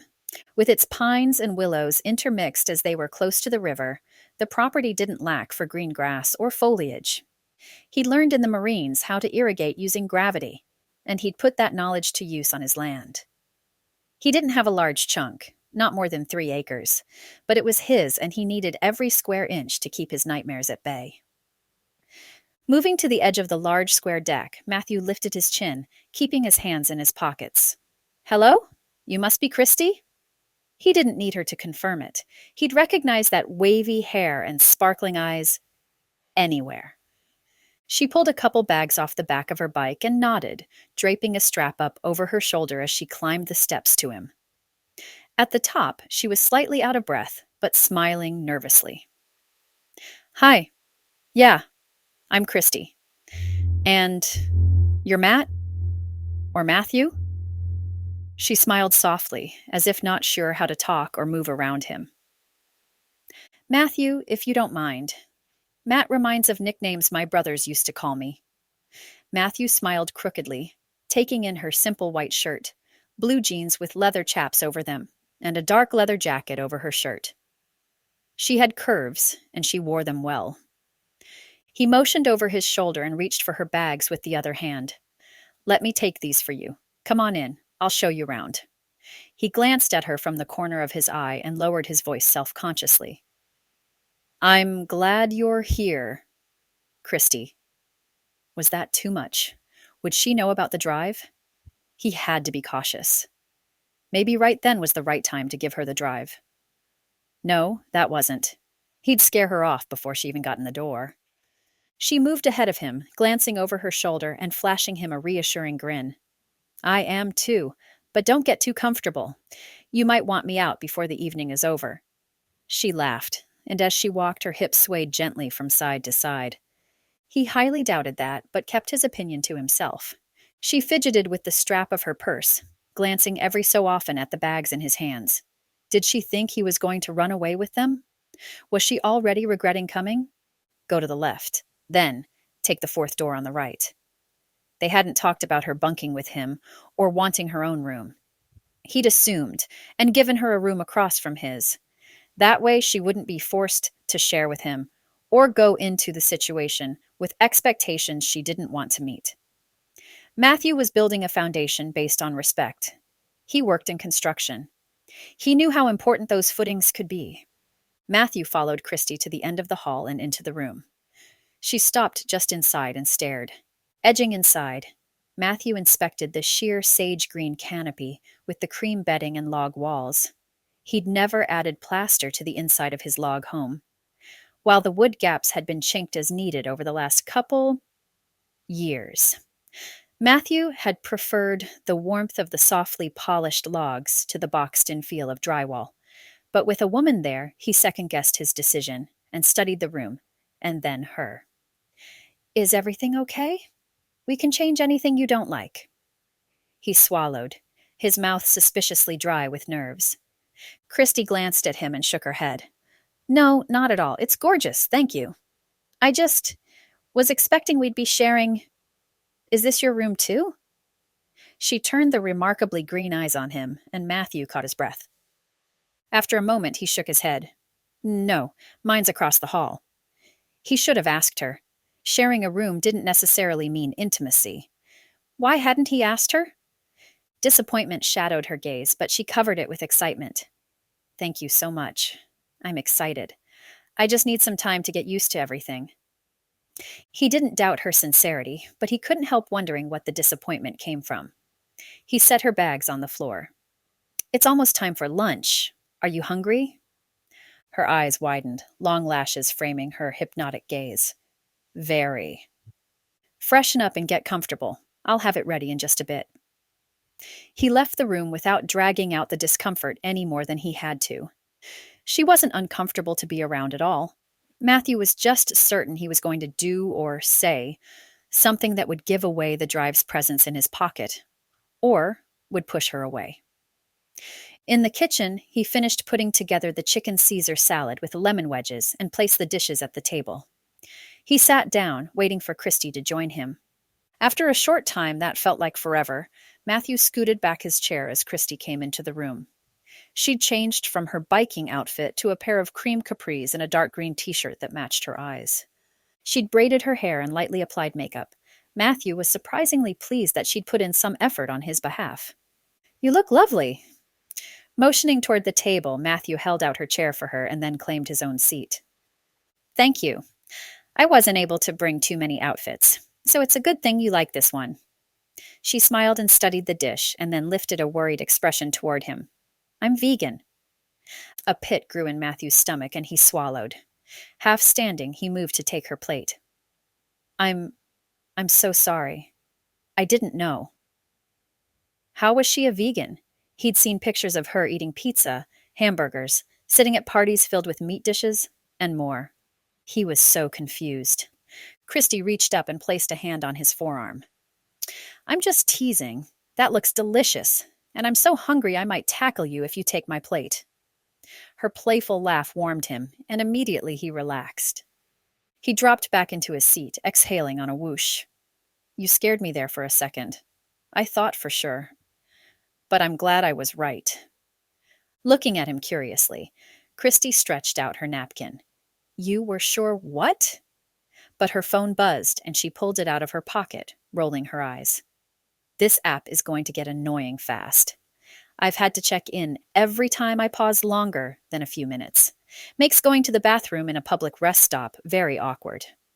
She winked at him and slid the button on her screen to the side, indicating that she'd arrived. Well, it was nice watching you get closer on the locator. He could listen to her talk for days. There was something sunny about her, like she had all the answers and was extremely confident in who she was. The enigma was in knowing what she projected and what was in her thoughts. Her physical presence had a different ambience to the one locked in on her USB drive. Combining the two would be work, but if she let him get close enough, the melding would be significantly impressive. Picking up her fork, Kristie pointed the tines his way. Okay, Matthew, tell me why a good looking, polite guy yourself went online to find a wife. She poked the fork over her shoulder in the direction of the hallway and cocked her eyebrow at him suspiciously. Are you trying to cover up a lifestyle or something? She said it playfully, but there was something serious in her tone that really wanted to know. Embarrassed, Matthew shrugged. I could ask you the same thing. She'd said he was good looking. That was a plus for him, right? Having things turned back on her didn't seem to sit well with Kristie. She shrugged, lowering her fork to push food around her plate. Well, let's just say Libby isn't offering me anything I want, and I'm kind of burnt out on dating. No one ever wants what's after dating, the wedding part. I need that, you know? I'm ready for forever. A becoming pink flushed her cheeks. Forever. Matthew nodded slowly. Don't be embarrassed. I think you summed it up perfectly. I have to agree for the most part. I don't have time to date or try to find the one. I own my own construction company, and there just isn't enough time for the hassle. I don't want to be alone anymore. Most of the women who are willing to talk commitment usually have a Kathy Bates similarity. Not in looks, but in psychosis to characters she's played. He chuckled. The ones who don't want to talk commitment, well, they aren't interested in settling down. I want that part of my life to start without the hassle of dating. He smiled, taking a bite of the salad. Well, Matthew, I can say after tasting this salad, if you continue to cook like this, there will be no hassle from me. She grinned, claiming another bite. Her presence blocked out the darkness, and Matthew decided right there that if she wanted him to cook for her all day, every day, all she had to do was say. To keep her around, he'd do just about anything, even leave the thumb drive in his pocket. Chapter 7. K. Kristie. Maybe I was coming on too strong with my teasing and confidence. The confidence was a show. I wasn't secure at all. I hid my hands under the table so he wouldn't see my fingers trembling uncontrollably. Thankfully, I found him irresistibly attractive. His thick, dark brown hair was cut short with a precise line until it reached the top layer, which had been left a little longer, and fell across his forehead with an endearing lock. His blue eyes would drive me nuts, with their long lashes and penetrating way of actually looking at me. When was the last time any man had looked me in the eye and studied me as I spoke? I couldn't remember any. Even my dad kind of ignored me when he spoke to me. Matthew cleared his throat. I thought we could go down to the park tonight. They're having a picnic-style event where all of the local restaurants and eateries will have their food carts out, selling their most popular dishes. There should be music and games and general chaos. He wiped at the top of his lip with a napkin and sipped at the ice water he'd set out. You don't have anything else you'd rather do? I narrowed my eyes at him, certain there was some kind of trick involved. No guy was this sweet. He'd probably change after the newness wore off. Even as I thought it, though, I recognized the general kindness in his eyes. He was sincere and genuine, and I had to let go of my suspicions that everyone had secrets. Just because I didn't mean everyone did. He furrowed his brow and lowered his hands to rest on the table beside his plate. Number, I don't want to do anything but spend time with you. He studied me, and I shifted uncomfortably on the oak chair. Narrowing his eyes, he continued, watching me. Do you have something else you'd rather do? We don't have to go to the park. I held up my hands, one with a fork in it. No, not at all. I'm just surprised you want to spend time with me. That's all. I smiled, but my stomach curled in my gut. I was already blowing it. Maybe failing was the only thing I could do. Not just at relationships, but everything. He reached out and took my hand in his warm grasp. My skin tingled where he touched me, and I realized just how starved for affection I was. He leaned closer, his breath like fresh Caesar salad, and his cologne like a pine-filled forest. I could drink him in all day. Matthew's tone was intense and deep. We're married. I'm not a break it and leave it kind of guy. I want this to work. I want this to work so bad. I'm willing to throw off the whole app and challenges and things. That's how confident I am in us being matched. I don't believe we have anything to lose. The money. I'm so confident that we're supposed to be together. I'm willing to throw the chance at reclaiming the money out the window. He arched an eyebrow in challenge. Want to take the dare with me? Take the dare that we can do it? I squeezed his fingers, delighted with his attitude and his attentions. Did I take the chance and let myself jump into the marriage wholeheartedly? Did I let myself really believe that there was a man out there? No, right there in front of me, that was interested in forever with me? Plus, it was Chad's money. I wasn't really going all in with the investment, but I could go all in with my efforts. If I didn't, if I didn't take that chance, if I didn't grasp the opportunity with both hands and jump right in, I might as well go back home and move into my parents' basement for a long life of doldrums. I'd even left, telling them I was pursuing a job opportunity in Missoula, rather than admit I'd resorted to a mail-order bride situation of sorts. How did that make me sound? Desperate and pathetic. That's how. And I was. I was desperate and pathetic. But sitting across from Matthew with my hand in his, I didn't feel that way. No. I felt like I had worth. Like he wanted me there and he was willing to bet everything that I was meant for him. That kind of confidence was intoxicating. Yeah. Do you dare? He winked at me, breaking through the demons of doubt chasing me. I nodded slowly, my grin growing with each movement of my head. Yes, I am definitely in. When do we leave? An adventure with a good-looking man on my arm was exactly what I needed. A good-looking man that was, in all intents and purposes, mine. That we were already married helped with the nerves. But as we finished lunch and cleaned up to get ready to leave, I realized that there was more pressure for my husband to like me than a random guy I wasn't sure I cared about. One I could walk away from, the other I had to go home with at night. We stood at the door as he locked it behind us. I'd grabbed my jacket, the only one I owned, and motioned toward the bike. Do you want to ride with me?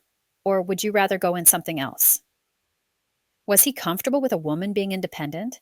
I didn't even know if my husband was a misogynist or not. His lips moved in a smooth curve, entrancing me with the startling straight teeth peeking out. You're all right with me riding behind you? I don't want to be rude and take the ride and have you expecting me to be more of a gentleman. While he laughed as he spoke, there was a light of curiosity in his gaze. I haven't been on Magna before. Matthew, you've been more of a gentleman than all of the men I've met in my life combined, and it's only been an hour or so. I couldn't hide my sincere awe of being around him. He seemed honest, forthright, polite, and more attractive than my senses could handle. He carried himself with a discipline I hadn't seen since a friend of mine had come back from the military. I made a mental note to ask Matthew if he'd served in our military before leading the way to my bike. His graciousness at me driving had taken me by surprise. Most men couldn't handle a woman bike rider, or a truck driver, or a car driver. Matthew not only had no issues with it, he was willingly getting on the back of the bike as a passenger, with no apparent worries about his masculinity being questioned. That was confidence in who he was. I found that even more attractive than his blue eyes and the muscular lines of his forearms. Reaching into the saddlebag to my right, I pulled out an extra helmet I usually had for Tara and handed it to him. He didn't hesitate as he strapped it on and waited for me to throw my leg over before following suit. He settled in behind me, lightly placing his hands on my waist. His warm breath on my neck sent goosebumps down the skin of my back. If he didn't distract me, I'd get us where we were going without an accident. If he continued sending electric jolts through me, all bets were off. He pointed past me as we drove, leading me around the roads to a parking lot that bordered a park area packed with food trailers. On the far side, a blow-up bouncy house surrounded by face painters gave the gathering crowd a carnival atmosphere. Parking the bike, I waited for Matthew to climb off, and then I followed. Taking his helmet and putting both of them into their holders. Smoothing my hair back in my braid, I fell into step beside him as he led the way toward the majority of the park. Have you ever had Rocky Mountain oysters? He winked mischievously at me, as if maybe I wouldn't know what they were. Of course, I knew what they were. I wasn't born on the East Coast. They weren't bad, just more of a delicacy. Bull testicles that were sliced and then breaded and fried and served with ketchup, cocktail sauce, or tartar sauce. I pressed my lips together. Have you had them? He winked. So you have had them. He laughed. I recognize that glint in your eye. It's the look of someone who has lived on the wild side. Muscles rippled in his shoulders as he moved, and I couldn't help trying to take in all of him. He was a visual treat, and I felt like I'd been starved for a long time. Even Chad didn't hold a candle to Matthew's magnetism. I snickered, walking beside my husband like I was in some 1990s romance. He leaned over and caught my eye. Is it okay to hold your hand? I won't push anything else, just something hopeful in his gaze tugged at the part of me that was desperate for my own match, my own pair. Without answering, I reached out and took his fingers in mine. I glanced at him from under my eyelashes. Flirting with him was easy and relaxed. It was like he was predisposed to liking me. I couldn't do anything wrong. The sensation was different. That he might like me for just me, or that he was making the decision to like me. For me, was a better chance than I'd ever had. He liked me. And honestly, I liked him. The evening passed with a whirling breathlessness. We laughed and we flirted. I would never be able to remember everything we tried to eat. Lights from the nearby stadium cast an ethereal glow about the park as the sun began to sink. A concert or something was going on at the college, and the park we ate at was adjacent to campus. A country band warmed up the banjo and guitars, and we swayed back and forth as we watched. Matthew turned toward me, extending his hand. Would you like to dance? Fireworks burst overhead, and I glanced up, impressed with the pinks and blues flowering in the sky. I dropped my gaze, lifting my hand to place in his hand, only to find Matthew's back beating a hasty retreat into the trees set up around the perimeter of the park. Confused, I shot another glance at the fireworks and rushed after Matthew. He stopped by a tree, leaning over and throwing up into the bushes. When he straightened, I reached him. I placed a hand on his back. My stomach hurt for him, but I wasn't sure what was wrong. Are you okay? What happened? Was it something you ate? Another explosion in the air above us made him wince, and he hunched his shoulders protectively. Matthew, are you okay? Come on. I wasn't sure what was going on, but if the fireworks were doing something to hurt him, then I wouldn't keep him there. He didn't answer, as his entire body quaked under my touch. Wrapping an arm around his back, I led him away from the park to my Honda. Wordlessly, I handed him the helmet and waited for him to climb on before roaring down the road. He didn't say what was wrong with him, but I could tell by the shaking in his hands that something traumatic had happened. I wasn't sure what it was. All I knew was I had to get him out of there. He was my husband. I had to save him. Chapter 8. Matthew. As the wind rushed across Kristie and blew her soft, subtle citrus scent into his face, Matthew breathed her in. Her alluring smell calmed him further. How had she known? She hadn't done more than glance at him, grab his arm, and then whisk him away. If he'd been alone, that would have been more painful, longer, unimaginably embarrassing. He would have had to sit at the base of that tree with his hands over his ears and his eyes squeezed shut until the fireworks stopped. Kristie had pulled him back from the brink as the present reality had faded around him and presented him with memories of shattering sounds and jarring mortar shells. His mind had played tricks on him, and he'd seen Lance as they'd humped injured friends from the scene. He never remembered anything but pain, sand, heat, and sun. Not necessarily in that order, and they were always all-consuming. Instead of reliving the pain of his deployment, he sat on the bike behind her, his arms wrapped around her waist. He relished the soft air and the smooth maneuvering of her bike skills. Kristie had pulled him back from the edge. How had she done that? How had she succeeded where he had only ever been able to wallow in his fear and memories? She'd calmed him, knowing exactly what to do, and Matthew realized he needed her more than he'd thought. She was tender, and he could trust her. How often did those traits come together in a woman with her looks and fun spirit? When could Matthew tell her the truth so she could trust him as much as he trusted her? He wanted things to work between them so badly it hurt. But how far did he let it go? How far was too far? He had a sinking sensation that he'd hit that point already. When he'd signed up for the site and was matched to her instead of trying to find her number or address and getting her the drive that way, that had been the point of no return. Maybe he could mail it to her. He knew her address now, but would that be too obvious? He would have to find a way to get her the drive without ruining everything fresh and new between them. What was he doing? They went inside together, quiet as the events of the afternoon and evening warranted. He was torn up with indecision and doubt. Matthew hadn't wanted to cast a pallor over their evening. He closed the door behind her and rubbed the back of his neck. Kristie, I'm so sorry. Maybe then would be a good time to tell her he'd known her before they met. Would she understand? Or was he so far gone in her eyes already? Did she think he was insane? She should.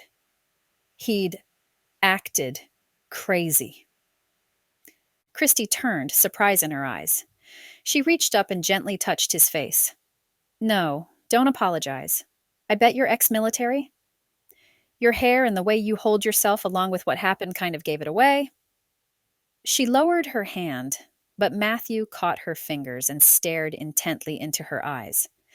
She blushed a becoming soft shade of pink. We've had a very eventful day. I'm tired, but I'm too excited to go to bed yet. Can we watch a movie or something? She didn't pull her hand from his, maintaining the connection and smothering him with hope. He nodded, entranced with how easily she moved from thing to thing without being overly stressed. He'd never met a more low-maintenance woman. I'll grab some drinks. Tea or cocoa? He half turned to the kitchen and waited for her answer. Tea, please. Thanks. She slid her jacket off and placed it in the closet beside the stairs and moved into the open-floor living room with a large-screen TV set up on the wall opposite the kitchen. His house was very masculine, but she settled right in. Matthew liked that about her already. She hadn't even been there a day, and already she felt like she belonged. How had he ever lived without her there? Making the tea, Matthew poked his head out multiple times to catch a glimpse of Kristie's bent head as she searched through the movies he had.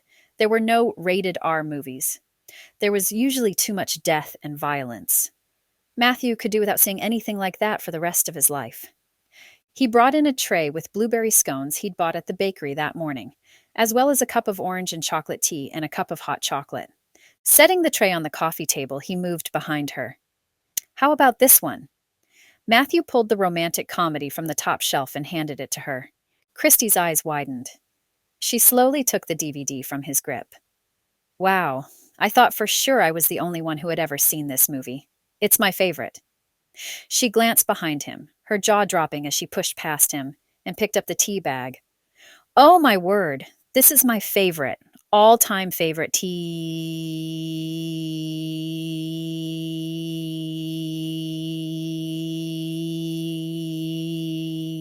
She looked at him through narrowed eyes. This is pretty coincidental. She grinned. Maybe you and I knew each other in a past life. That tea is my favorite too, and the movie is my mom's favorite.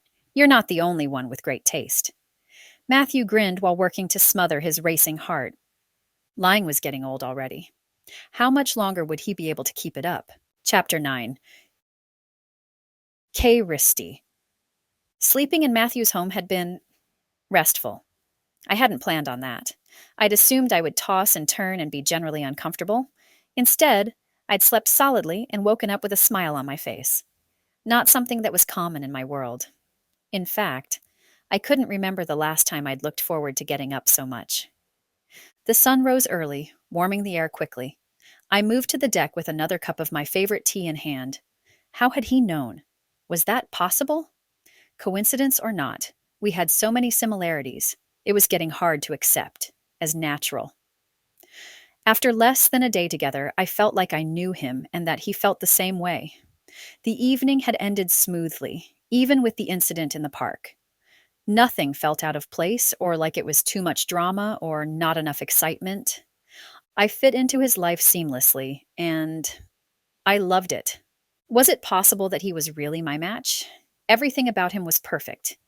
He had PTSD, which couldn't be clearer, but instead of a flaw, it made him more vulnerable, more approachable. A man with sensitivities instead of a list of traits that made him a jerk. I'd found one, and he was mine. The thought warmed me more than my tea. I couldn't do anything to mess it up. I had to make sure I was honest and didn't ruin what Matthew and I were working on.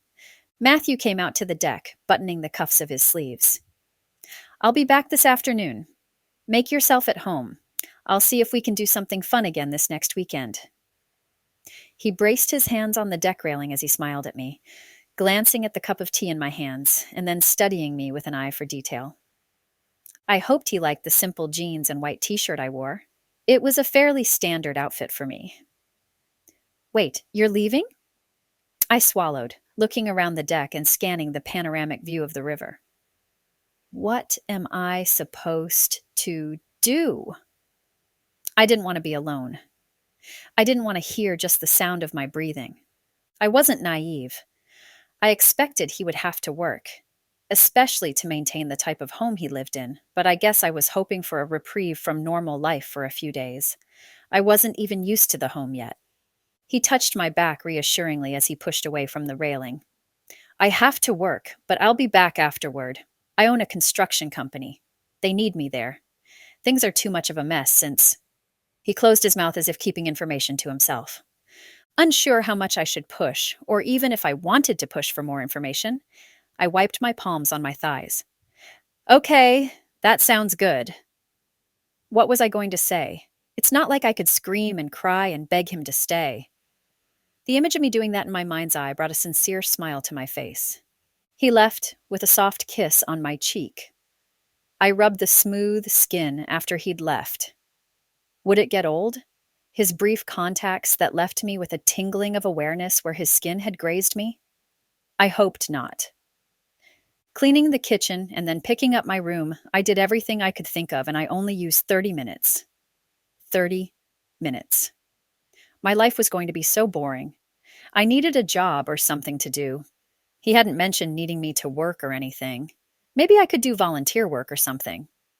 I picked up my phone and called Tara. The early hour would either get her before she went to bed or just as she was getting up. "Hey, doll, what's going on?" Tara yawned, sipping what was probably coffee. "I didn't think I'd hear from you since you went out of town for that job interview. How is it going? Is your boss hot?" She rambled when she was tired. Plus, she and I hadn't spoken for a couple days. I'd obviously lied to her, which I just didn't do. Actually, the more I thought about it, the more I realized I did lie. A lot. That bothered me. I didn't want to be a liar. I didn't want to lie to my best friend or my parents. I would fix it, but I was too far in. I couldn't fix anything at that point. All I could do was resolve not to do it anymore. Clearing my throat, I moved back to the deck from the living room and claimed a lodgepole love seat and sat down. Chewing my lower lip, I realized I had to be honest with Tara. What I was doing wasn't something you hid from someone you loved. "Okay, so you know I got married and I'm at the guy's place. The problem is, I'm bored and I don't have anything to do. He has a ton of money and a huge place. At least, I think he has a ton of money. I'm in a log mansion, for crying out loud." I bit my lip. Saying it out loud was jarring. Not only had I not told Tara, I hadn't told anyone. It was the first time I shared what I was up to. Besides Matthew, no one else knew. "What?" Tara's screech was so loud I had to pull the phone away from my ear. She screamed a few other words and then lowered her voice, laughing that came off and on in spurts. "Wait, you're joking right now, right? Please tell me you didn't get married before I could tell you I'm engaged." I squealed on my end, moving to the edge of the seat and jiggling my legs up and down in a weird little dance. A family of birds flew roof, disturbed by my exuberance. He finally asked you. Yeah, I'm getting domesticated. I could hear her grin over the phone. She continued, Why are you joking with me about this? I don't think it's funny. Look, Chris, we'll find you a guy. Chad has been looking for you. I hope it's okay. I dropped the system from the balcony. He kind of deserved it. Okay, he deserved it a lot. I gasped, then laughed with delight. Absolutely, that was okay. We fell into a companionable silence, one I didn't want to ruin, but that I had to break to come clean with her. Honestly, Tara, I'm married. I did that site. Remember the one you told me not to? I was matched. Right. But when you quit work, I thought you were just taking a little bit of time. You said you were going for a job interview. You said, I didn't know you were. Her words trailed off, and her betrayal was palpable, slicing through my peaceful morning. The pain was my fault, my doing. I'm sorry, I had to do this. I didn't want you to feel like you had to stick around in Libby for me. I want you to go on and be all the amazing things you have the capability of being. I sniffed. The reality of what I wanted, thick in my throat. She was my best friend, and she and I both knew I was holding her back. We hung up, but my heart ached. Everything hurt like sadness filled my very being. I'd moved from being lonely in beautiful Libby to being lonely in Missoula. Nothing had changed. I had dinner on the table when Matthew got home. Tara's comments about domestication struck home. I wasn't ready to sit around the house all day. With just Matthew and I, there was nothing to do or clean up. It wasn't yet my home, at least not in how it felt. I couldn't just do what I wanted or renovate or change anything. That was something couples did together. We didn't have children for me to take care of. Not that the idea of children with the enigmatic man didn't fill me with fluttery butterflies. Without those things to look forward to, I didn't have much to do. Sitting for dinner, he grinned sappily at me. I could get used to the looks of adoration he shot me when we were together. I would love for my husband to love me sooner rather than later. I cleared my throat. Matthew, do you think there's something I can do? This was so boring, and well, I'm not a huge fan of being alone. I can do something. Or maybe I can get a job or something. I was an adult, yet there I was, asking for his permission to get a job. I wasn't sure just how much independence I still had. I felt like a guest in his home, and I wasn't sure what was expected of me. The rules of marriage were so confusing. Matthew put his fork down and folded his arms. You want to work? He looked around. I guess I just assumed you wouldn't want to. I need to stay busy. Not that I don't appreciate your offer of not doing anything, but a stay at home. Mom needs kids, and we aren't close to having kids. I laughed uncomfortably. We weren't even kissing yet, and the topic of children had come up. Do you want to have children? He raised hopeful eyes my way. I laughed, picking at my plate. Of course I do. Not tomorrow, but eventually, when the time is right. Matthew stared at the curve of his water glass and then cocked an eyebrow at me. Can you organize or manage or schedule things? If so, I have the perfect thing for you. He picked up the steak knife and cocked his head in my direction, waiting for my reply. All three things I love to do. Yes, I love organizing, and I can learn. Fast. Excitement built in me. The chance to do something besides waitressing and cleaning the house were right up my alley. You'd be working with me. Is that all right? He asked, as if he was nervous that point might be a deal breaker. A chance to see my husband more during the day? What better way to get to know him better? I nodded, too excited to point any of that out, as if it were obvious I was benefiting more than he was. Relieved, he sighed, as the lines between his eyebrows on the bridge of his nose smoothed out. I can set you up as office manager. Things have kind of fallen down at our headquarters. It would be nice to see you more. I missed you today. He lifted his hand and carefully cradled my fingers in his.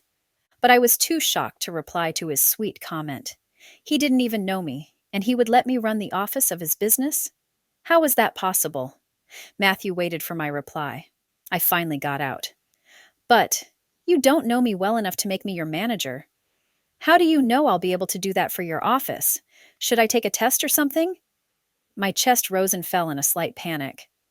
Honestly, I've never supervised or anything like that before. I might not do well at it. I swallowed. I was getting too much, too easily around him. I didn't deserve the way he was treating me, like a princess or something. But I had no idea how to straighten him out that I didn't deserve anything like that. He shrugged. True, but how will you know what you can do if you don't try? I'm willing to give you a shot. Plus, why not take advantage of nepotism or whatever and grab the job? I'll even pay you really well. He winked and reclaimed his fork. This is delicious. Thank you. Thanks. That makes sense. I sipped my water, still overwhelmed by the generous offer. To take the topic off me, I cut into the eggplant parmigiana and glanced at him. Do you have any friends I should meet or that we could invite over for dinner? But my words trailed off as Matthew's expression darkened, closing me off. Nope, no one. He chewed with a subdued mechanical movement. How had we gone from happy and flirty, progressing, to feeling like I'd just shot his best friend? I didn't understand the sudden distance between us, and it left me feeling even more alone than I had when he'd been gone for work. Somehow, I had to figure out what triggered his melancholy. I didn't want anything getting between us. Not this early. I had to succeed at something. I couldn't fail. Something I was doing was pushing him away. I had to figure out what it was before I scared him away completely. Chapter 10. M. Matthew. After helping Kristie clean up the kitchen, Matthew beat a hasty retreat to the cemetery without further comment. He kept his mouth shut while hurriedly cleaning up the table. He was too easily shutting down. He might say something that would give his secrets away, and he didn't want to lose her. Kristie asked probing questions. He wanted to get to know her, too, but he didn't want to talk about the things that tore him up. He had no way to know what was going to tear through his heart until she asked. Then he shut down. The question about friends drove home just how much Lance was missing. She'd asked about having friends over for dinner. An image of Matthew sitting at the dinner table across from Lance while Kristie laughed over something the shashin there said cheating zir bachi persashins secresanchi your idor sibrao da shiki garshik crane emershint she kurshabaz shishin awarded.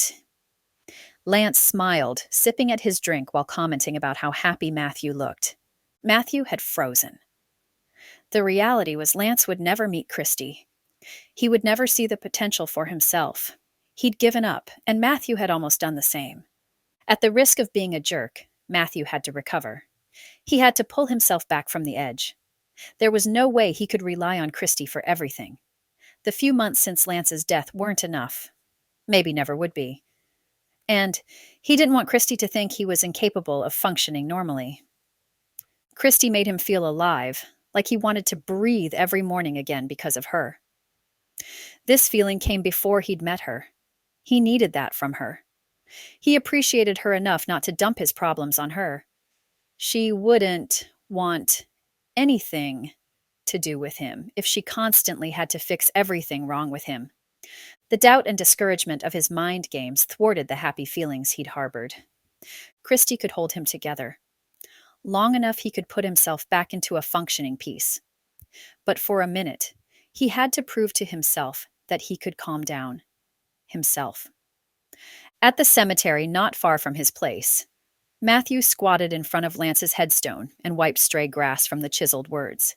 He blinked away the tears that were perpetually close to the surface since Lance killed himself. Ah, man. What did you do? I'm a mess. I was a mess before. You didn't have to make me a bigger mess. I mean, seriously. Kristie is here and she's everything we were looking for in a woman. He chuckled, dashing his falling tears from his cheeks.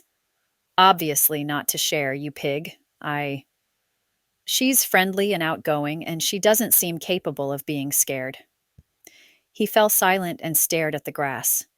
The sun faded over the treetops, and a slight breeze wrapped itself around his shoulders and across his back. He felt the loneliness to his bones. After a lengthy silence, he murmured, "She pulled me out last night, Lance. There were fireworks. I panicked and Kristie got me out of there. She didn't make a scene. She didn't do anything to emasculate me. But I'm lying to her. And I need to tell her the truth." "Why haven't yet? What if she wants to leave when I tell her? I have a feeling. I think. It might be that I need her more than anything else, and I'm willing to keep lying to keep her with me. That makes me a horrible person, and she deserves better than me." He stared at the headstone, bracing his hands on the cool marble. He hung his head before standing. "I'll see you again, buddy. Miss you." The hour had grown late, and the moon mocked him from high in the sky. Stars speckled the black sky. He had meant to talk about leaving for work the next morning together, and give her some details, as well as check for questions. He walked quickly back to his house, embarrassed at the way he'd rushed out of the house. That was twice in less than 48 hours. He'd been more dramatic than a pop culture boy band. Hopefully, Kristie was still awake. Matthew let himself inside, locking the door behind him. Low lamplight had been left on in the living room, and the overhead light was on in the kitchen. Kristie had finished cleaning up the mess from dinner. She must have gone to bed. Disappointed in himself, Matthew went into the living room to turn off the lights. Why hadn't he tried harder to smother his pain? He could have held it in until she'd gone to bed. Stopping abruptly at the vision of Kristie lying on the couch, Matthew stared at her entrancing presence. Even asleep, she commanded attention. She was peaceful, except for a small worry line between her eyebrows over the bridge of her nose. Did he cause that? Had he worried her being gone so long?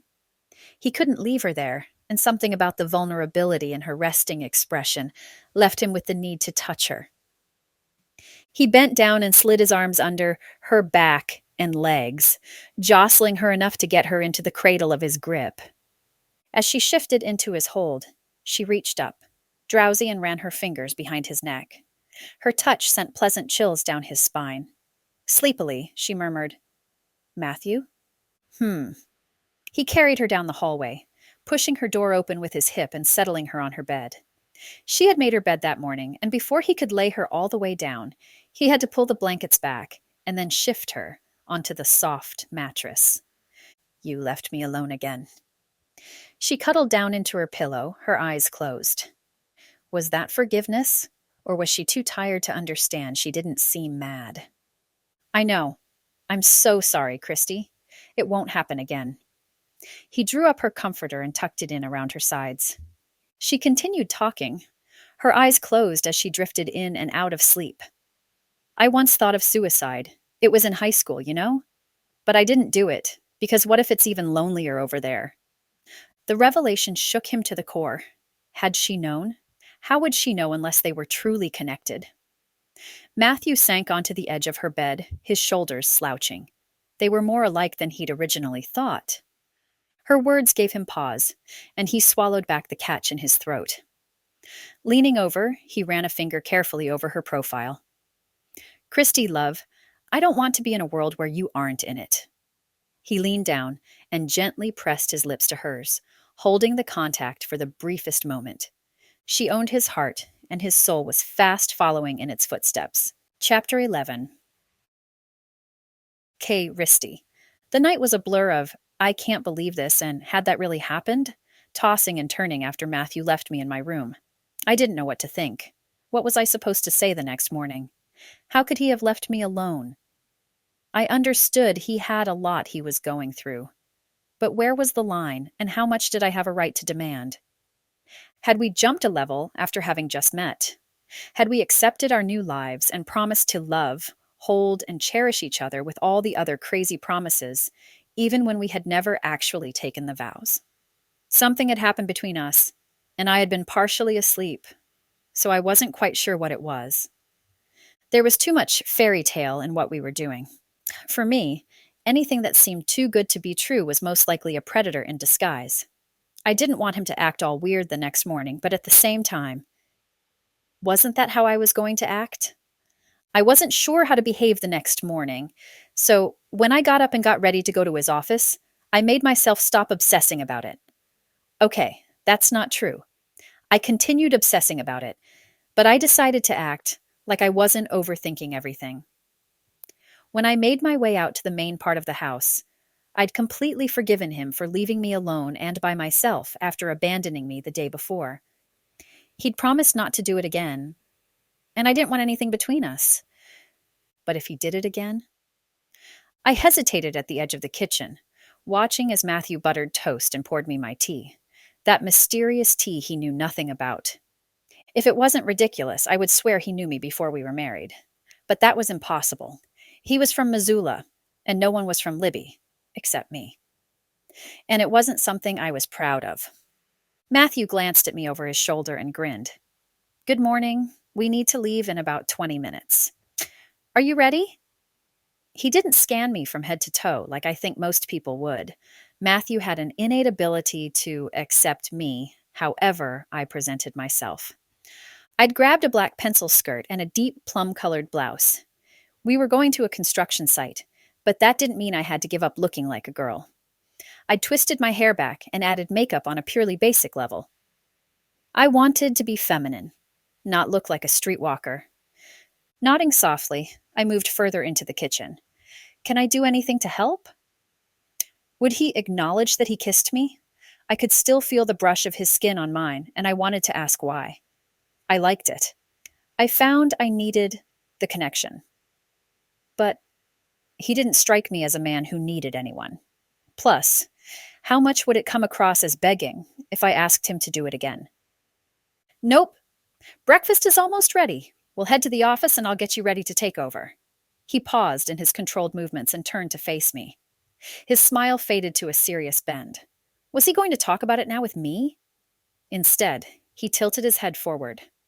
Are you sure you want to do this? You don't have to work, Kristie. I held his gaze. Yes, thanks. I'd like the chance to try. I wouldn't let him take away the only real opportunity I'd ever had before I'd had a chance to give it my all. He hadn't asked for a degree or anything else I couldn't produce. He nodded, approval stamped in his features. As we sat at breakfast, I sipped my tea and finally gave in to my curiosity. Have you ever been to Libby? Smoothing jelly on his toast, he shook his head, a shadow crossing his gaze. Not that I remember. We might have done a job there at some point, but it's not standing out to me. He lifted his eyes and took a bite of toast. I chuckled. Yeah, Libby wouldn't stand out. Maybe he and I really were from a matched set, and we'd just been looking for each other our whole lives. That sentimentality made it easier to go through the movements of being married and working on falling in love. Plus, we'd been matched on the program with a pretty high score. I couldn't remember the number since I'd been focused more on my match's profile. We left soon after eating, opting to take his truck instead of the bike. My skirt wasn't bike appropriate anyway. Okay, who was I kidding? I could ride the Honda in anything, and it didn't have to be appropriate. Pulling into the gravel lot about 20 minutes later, I was neither surprised nor let down to find the construction company headquarters site. Looked like most other sites with its plain building set amidst a multitude of tractors, semi-beds, and more. None of it mattered to me. I wasn't lost in the world of it all. I was only interested in what I could do to help. Even my blasé attitude about the settings didn't calm my nerves, though, about taking on the job. So we have our foremen who run the various projects, but we need to know when we can take on a project because the schedule is open. Or not, since a situation a while back, we haven't been operating very fluidly. I had made plans to turn the business over to my main foreman, but after rethinking things, I'm glad I didn't. They're in worse shape than I'd thought. Matthew climbed from the truck and shut his door. He rounded the rig and helped me out, our hands burning as they touched. We dropped the contact and he continued talking as we walked toward the office. I need to be able to do multiple jobs at once since I have 5 main foremen with their respective crews. The work is there. We're in high demand. We just aren't organized enough to make sure we have openings. Matthew walked ahead of me up the ramp and opened the white door. About 18 months ago, we were running all of our crew at the same time, with an extra one to help out if one fell behind. The profit was high and we were like a well-oiled machine. Matthew didn't say what had happened to lose that momentum. Whatever it was had been big enough to throw the large company into a mess of disorganization, according to him. As I walked inside, it hit me that I hadn't noticed the sounds outside as much as when they were gone. The sudden soothing silence took me by surprise, like an oasis in the middle of a maelstrom. The office was neutral in temperature but screamed of passive masculinity with its dark brown carpeting, wood paneling, and popcorn ceilings. I hadn't seen popcorn ceilings since high school, and at the grill in the back of the storage room. Was Matthew going to kiss me again? What a random thought to have while walking into the chaos of the office. Random or not, I couldn't stop thinking about his lips touching mine. Matthew ran a hand through his hair and weakly smiled. I'm kind of embarrassed at the mess. Organizing isn't my strong suit. You wouldn't know it living at his house. I didn't answer as I absorbed the messy state. Nothing was anywhere near being filed or stored properly. A long black filing cabinet with multiple drawers manned the wall behind a long desk, and I was pretty sure it had no files in it, since manila folders had been stacked haphazardly on the top, with no regard for safety, or even the hope that it would be found later. A large map of the Northwest, including Montana, Idaho, Washington, and parts of Wyoming, stared across the room at a long whiteboard that had multiple papers and what could be invoices taped and stuck to the surface with magnets. Dare I look inside drawers, closets, and cabinets? I held my face in a frozen mask, but my delight at the morbid craziness was only because of my absolute excitement at being able to organize everything in sight. I wanted free range. I wanted that office to be mine. As soon as Matthew left, I was going to start, and I couldn't wait. Was it rude of me to push him out the door? He was a muscular man. I'd probably have to put my butt into it. Matthew approached the desk with its mounds of paperwork, greens, pinks, yellows, and white receipts all mixing together like some group date. He pushed a mass to the side, some of which spilled off the desk that he paid no mind to. The computer is under here somewhere. It's actually pretty nice. I'll get you the login information. A knock on the door pulled our attention. I'll admit I was irritated at the interruption. A man with broad shoulders and a hard jaw looked past me to Matthew when he ducked inside. Hey, M-Dog, we need the approval on that shipment before we can roll out to the McCarthy place. The man glanced at me as if I were suddenly there. Taking in my appearance, he arched an eyebrow, nodded, and then glanced back at Matthew while he waited for the reply. M-Dog. That was interesting. I quirked my eyebrow and turned my attention to my husband. I had no idea who the new man was, or who M-Dog was, but if it was Matthew, he was getting teased mercilessly. Matthew's face turned ruddy and he approached the man from behind the desk. Sarge, this is my wife, Kristie. Sarge's jaw appropriately dropped, and he stepped into the office, extending his hand. I'm sorry. I was rude. Hello, He arched his eyebrows and glanced at Matthew. I wasn't aware you were dating anyone. I wasn't. We met on a site. Matthew pulled out a slip of paper from his pocket. He handed it across to Sarge. If you say it's good, I'm good with that. Here's the proof we purchased the permits. There shouldn't be any problems. Old man McCarthy is semper fi, so don't let his orneriness get in the way. Give it back. Technically, you outrank him. Matthew clapped his hand on Sarge's shoulder as the man turned and left. Facing me, Matthew avoided my gaze for a minute. Sorry, I should have asked if we were telling people how we met. I laughed. I wasn't even thinking about that. Although maybe I should have been. I can't get over this mess, M-Dog. I shot him a teasing look. You know I need the story behind that one. Instead of replying with a smile or more joking, Matthew's expression tightened. Yeah, I'll have to tell you sometime. He turned back to the room, sweeping his arms in a wide arc. If you're interested after seeing all of this, you're hired. I really need the office running and functional. This is our hub, and I have to be out there. If you take it on, there will be times when vendors need your signature before leaving things. I'll need you to check the invoice against the product. These construction guys can be shifty.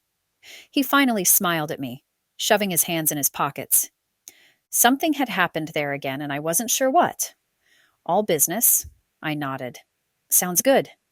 He didn't know it yet, but he'd just presented me with a challenge, both with the office and figuring out what jammed in his craw and why. Whenever the topics of friends came up, he clammed up. As we spoke of his nickname, he shut down. My husband was an enigma, and one I had to figure out.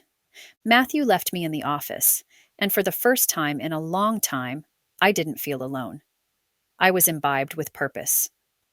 Throwing myself into the mess of rolled-up blueprints, contracts, and things I had no idea what they were gave me a thrill. Organizing my process was the first thing. I had to separate the office into quadrants, and then break down each one. My mind was spinning, but surprisingly relaxed. As I organized the office, my subconscious would figure out a way to get through to Matthew. Time seemed to stand still for me as I busily worked. Matthew returned sometime around noon, and I blinked as he sat on the floor in front of me. When had I sat down? I glanced around at the pile around me. That's right. I was lost in the file distribution and finding similarities to file against. He offered me a bag. I brought some lunch.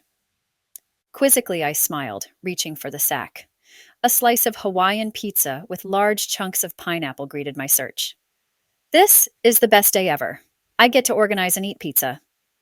I grinned, reaching in for the large New York-style piece. He'd brought my favorite food and was great to look at. Nothing got much better than that.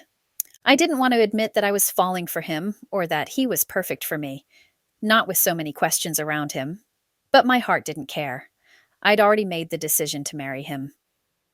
Making the decision to let myself fall for him had been an easy one.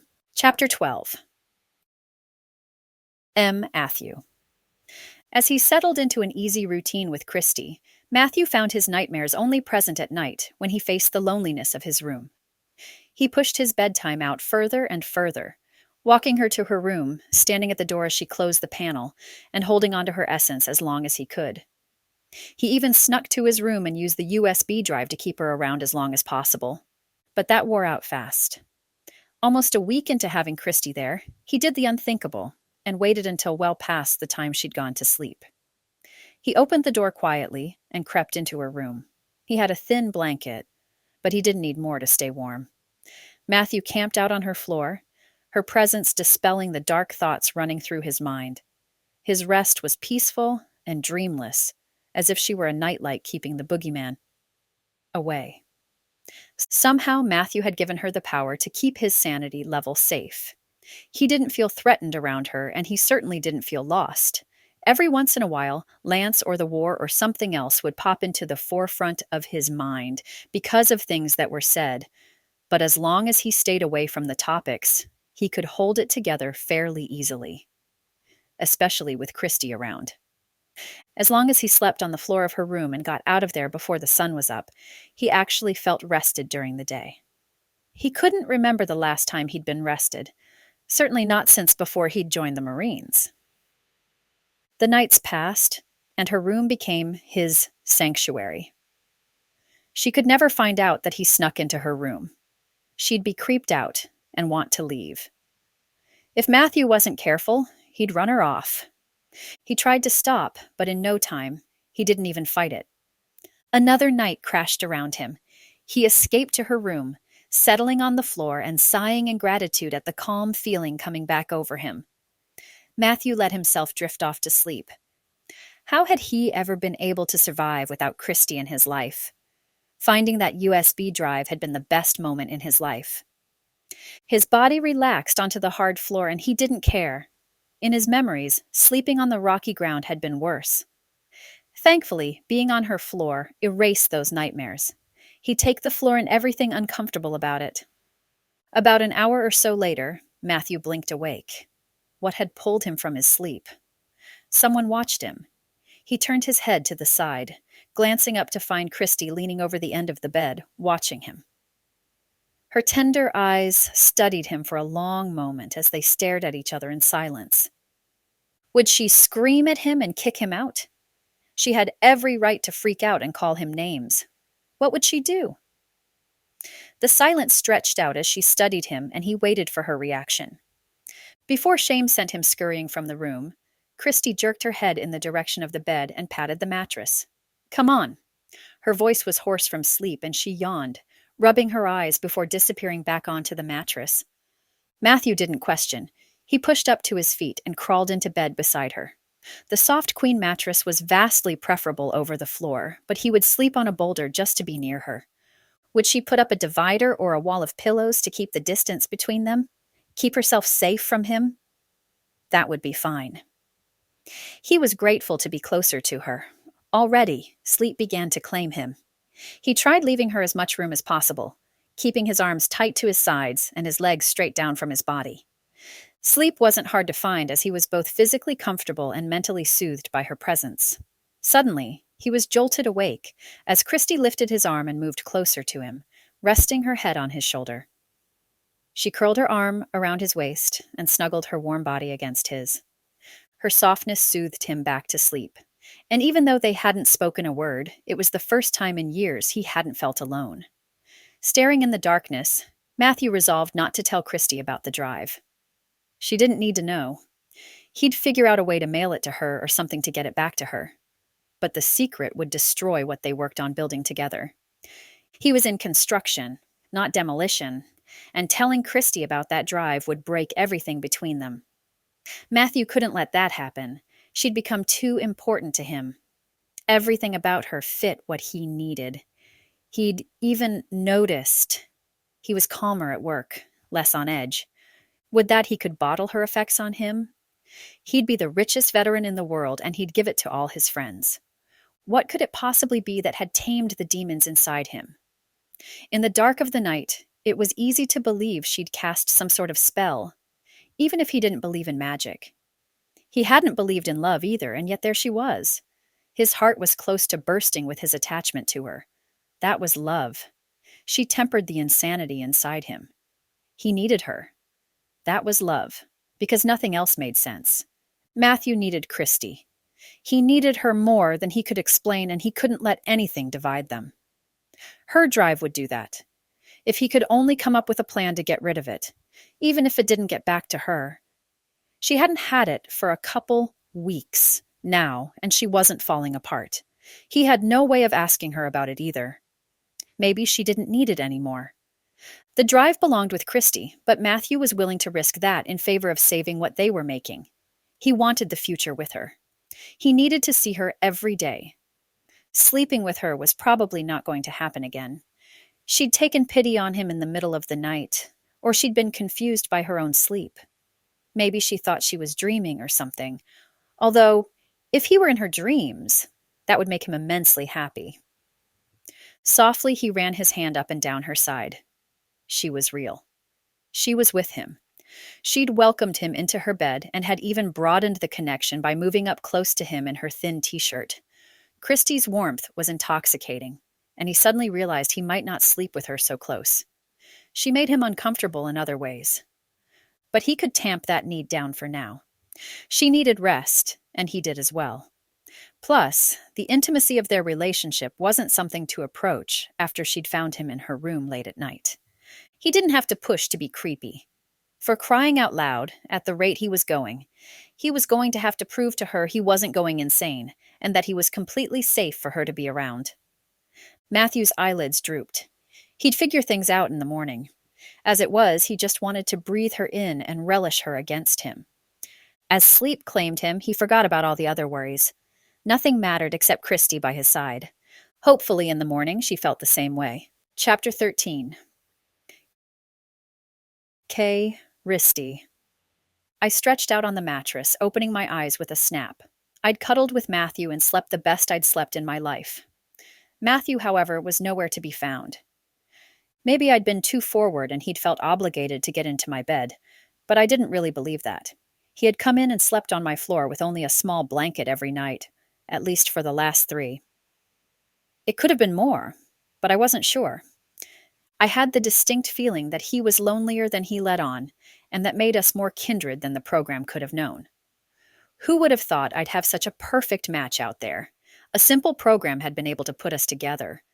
What if he didn't feel the same way? He hadn't pushed for anything more than companionship since I'd gotten there. I was a roommate to fill a void.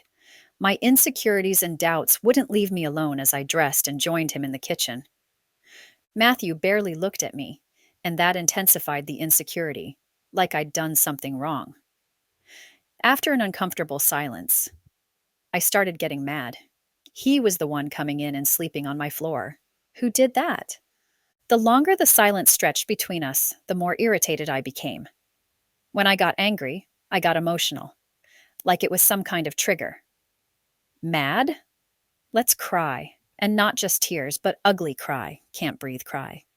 The last few days had been a nice transition, and I'd been locked up in this idea that Matthew was perfect. Perfect for me, anyway. I'd even let myself get lulled past the too good to be true thing I usually held on to. Probably because I sensed there was still something off. Everything seemed to shut him down. I couldn't get close to him. He asked me questions, which I answered, but when I asked him something, it was a lottery on whether he'd answer or not. He put a plate at my seat without a word and we sat down. I stared at the waffles and bacon, blinking back tears for a full 2 minutes without speaking or moving. I was so upset I didn't trust myself not to lose it and become a blubbering mess if I so much as breathed too heavily. "Is there something wrong?" Matthew's soft voice asked with concern. The sincerity in his tone brought my tears to the forefront, which just made me madder and brought the tears on stronger. Great. I was in an endless cycle from HE double hockey sticks. I pushed my fingertips at the tears streaking my cheeks. Pressing my lips together, I closed my eyes. Matthew's fingers closed over my free hand. "Kristie, what's wrong?" "I'm so sorry I was in your room. I won't do it again. I don't have any logical excuse. You keep the nightmares away." A tremor in his voice gave away his own insecurities. My eyes snapped open and I narrowed my eyes at him. "What?" He released my hand to twist a napkin in his lap. Glancing down, he looked back up at me with a guarded expression. "Yeah, since the park episode, you have to know I used to be military. The Middle East wasn't easy to say the least." His lips twisted wryly. "Sleep is very difficult to come by. You're easy to be around, so—" He shrugged. "I was desperate the other night to get some sleep, and I was out of sleeping pills. I just figured since you kept the crazy thoughts away during the day, maybe the same would happen at night. And it did. I've been sneaking in and getting really good sleep. I wasn't trying to make you let me get into bed with you. I shouldn't have taken advantage. I'm really sorry. It won't happen again." The promise that it wouldn't happen again brought even more tears to my face, and I openly broke into a sob. I covered my face with open hands and shook my head as he leaned over and placed his hand on my shoulder. "Kristie, I'm sorry. What can I do? How can I make it better?" His touch was comforting, and I finally calmed down. "I'm so sorry." I shook my head, embarrassed at my reaction. I wished he couldn't see me and my splotchy cheeks. I sniffed, wiping at my face. After I calmed down, I lifted my gaze to his. "I don't want you to stop. I was hoping you wanted to do it again. I was going to ask you if we could make it normal." The tears were close to the surface again, but this time they didn't come from an angry position. Chewing on my bottom lip, I finally let the words burst from me that I couldn't contain. I didn't feel alone. Matthew, I know I'm moving too fast, but I'm falling for you. That's scary, I know. I just have to be honest. You're the match I've been looking for. I don't feel like I'm—" Heat flooded my face and turned from him. He would think I was weak. Who fell for someone so fast? What was wrong with me? I didn't even know him very well, but what I knew made me feel less alone, more like me. I didn't have to lie to him. He seemed to accept everything about me. He'd admitted to feeling better around me. He needed me, and that left me feeling complete. Kristie, I fell for you before we met. His voice stroked the very strings of loneliness tight in my chest, stretching them past their bounds. If things continued as they were, I wouldn't need them anymore. I wouldn't be lonely anymore. Nothing could ruin what Matthew and I were building. We had finally succeeded at something. That success made me cocky, but in a good way. I was confident that we couldn't break something we needed so bad. Matthew stuck close to my side when we got to headquarters. He took off the bright green construction coat he'd worn in that morning and hung it on a hook by the door inside. I shook the raindrops from my jacket and hung it beside his. At some point, I would need to get a different coat than the leather one I'd arrived in. Leather and rain didn't mix. The spring was always surprising in Montana.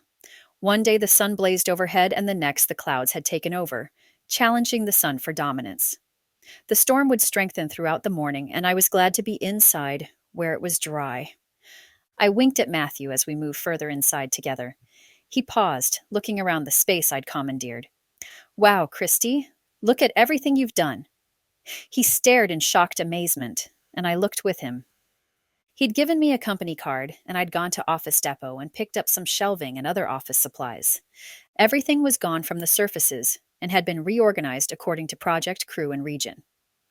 A scheduling board hung from the wall, and I had put them in the position to take bookings 3 years out, with the way the board covered the top half of one wall and turned onto the next.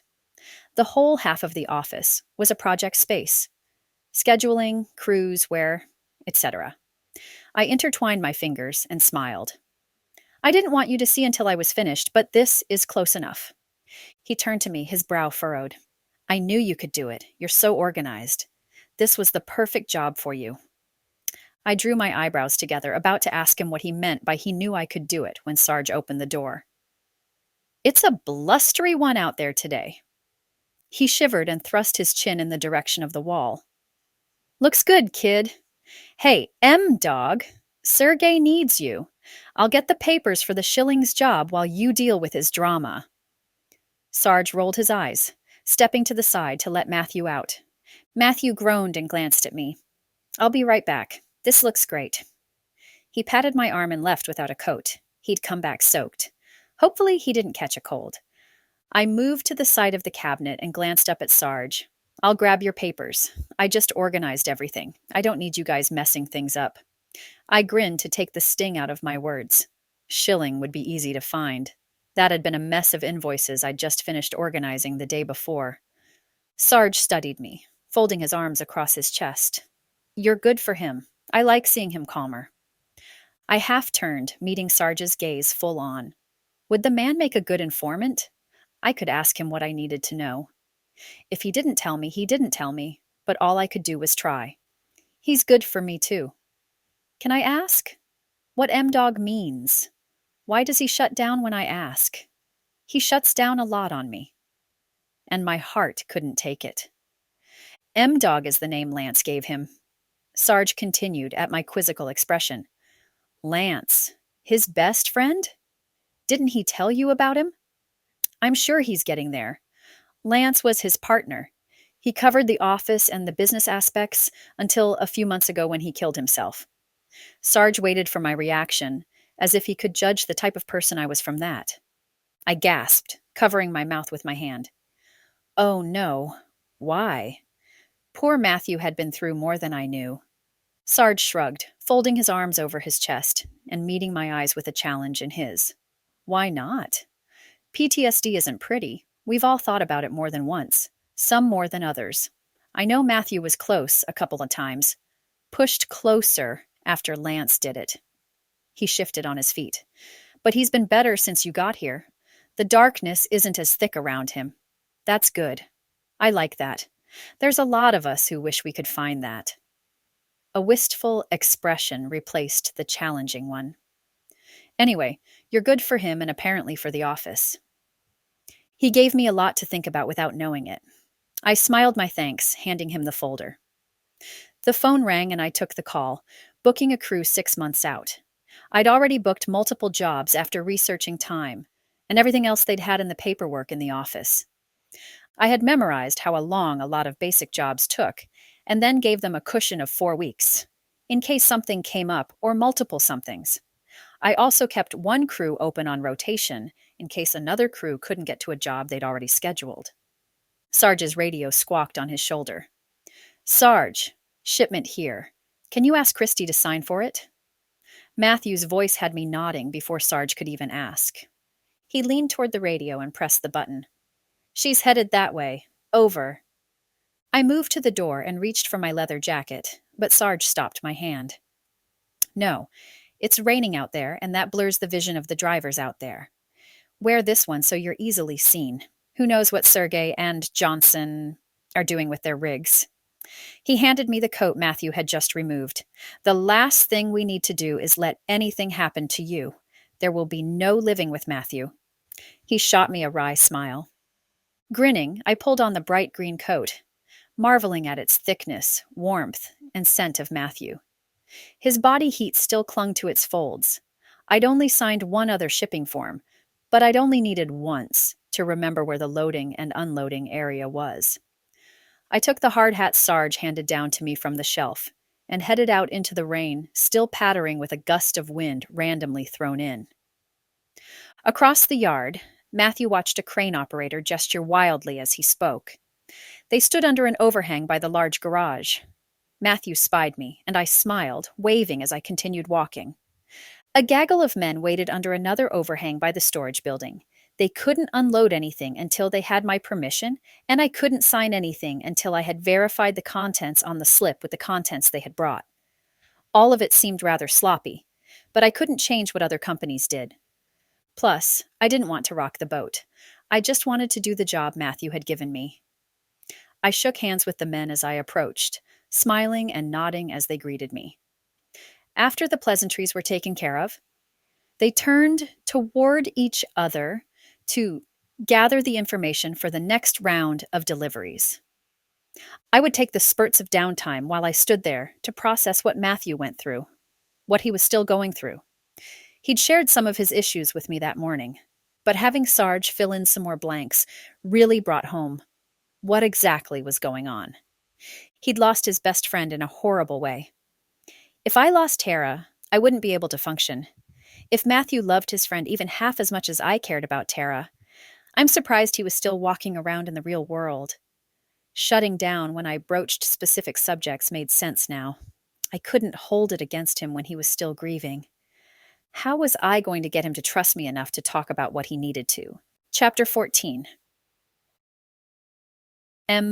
Matthew. Could things get any better with Kristie? Matthew didn't think so. The best thing for everyone involved would be to lose the USB drive. If she found out now, things would never be the same. She'd never trust him again.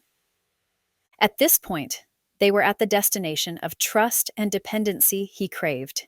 He needed as a man and as a person, as a husband. He couldn't let it go. He couldn't chance it. Their love would grow. It could only get stronger from the fledgling position it was in. Right now, their love was a promise. As they stayed together and grew, their love would become solid and more than a whisper on the paper. That prospect filled him even more hope. Are you even listening to me? Sergey glared at Matthew, thrusting his meaty hands onto his hips and waiting. I mean, I've said the same thing for the last 5 minutes, and you've only said, uh-huh, about 100 times. Sergey narrowed his eyes and wiped the rain from his face. The man was obtuse. Matthew pulled on Sergey's arm. Get in out of the rain, man. I'm going to have to pay for you to go to a hospital or something because you're sick. I don't need that on my conscience. Sergey needed a caretaker. Matthew would rather pay for that than a trip to the urgent care. Psh! Sick. I don't get sick.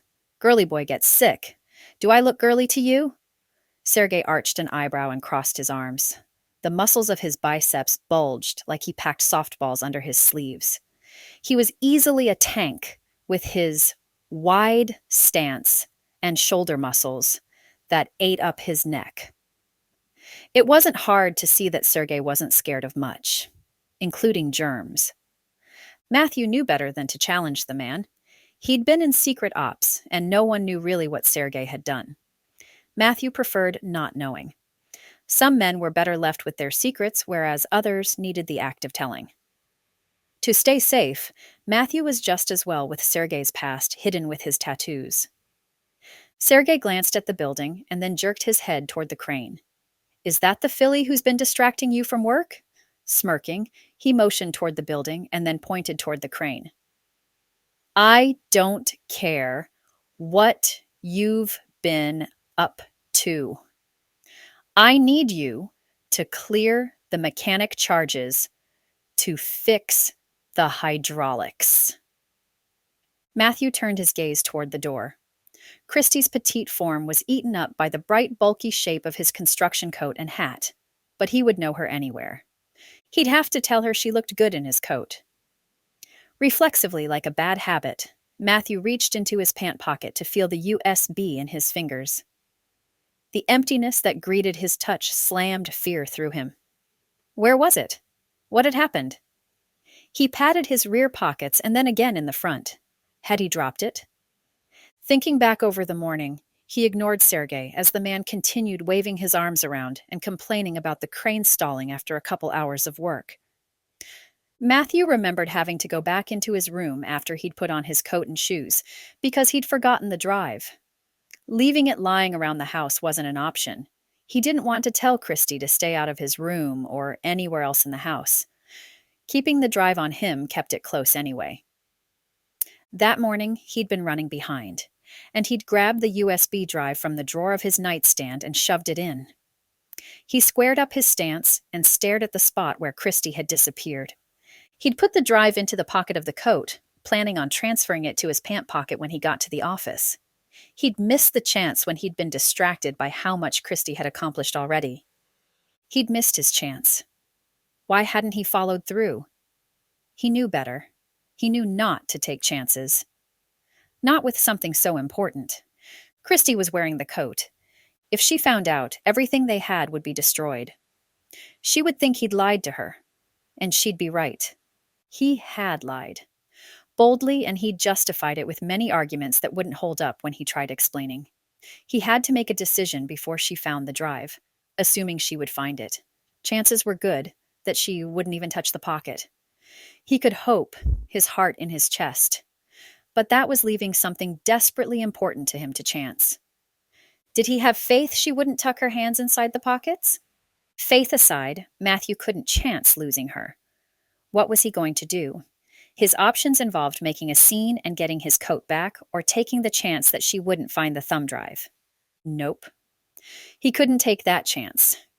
He had to put his integrity on the line with his crew members, Kristie, and the transportation department of the shipping company.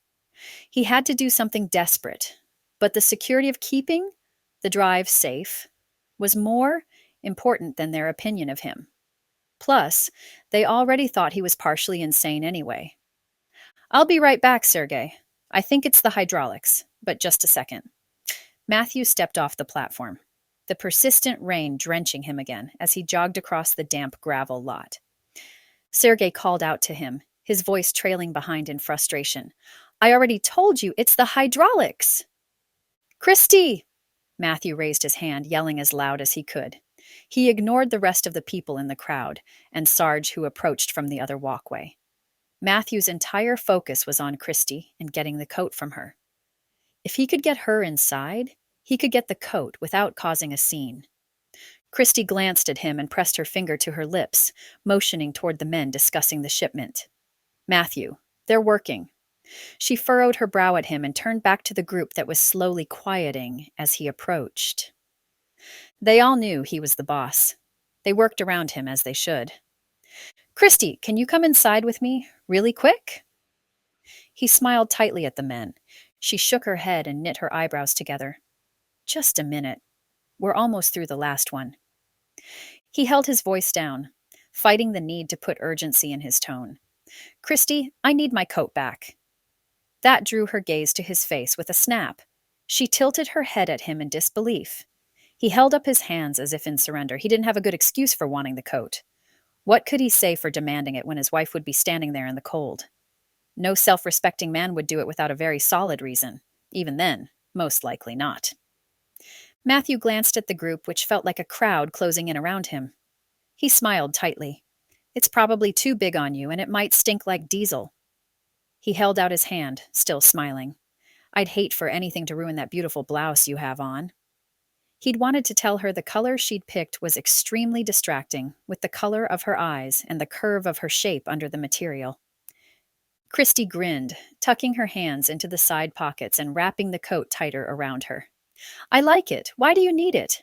I think it smells fine. She cast a glance around the group as well, smiling embarrassingly. His heart could have stopped right there. Her hands were in the pockets. Matthew swallowed, all humor draining from his face, from his very nature. His tone hardened and he demanded, Kristie, give me the coat. Kristie frowned, cocking her head to the side. You don't need to be rude, Matthew. Distracted, she pulled her hand out of the pocket and looked down. Matthew's chest tightened painfully. Was that it? Was he having a heart attack? She blinked slowly, the pink USB drive in her hand as she flattened out her palm so he could see. Raising her hand between them, she stared at the small object before lifting eyes full of betrayal. This is mine.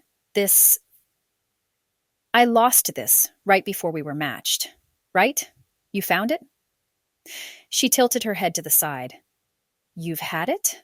How long? Have you had it this whole time? Please, tell me someone sent it to you or it came forwarded in the mail.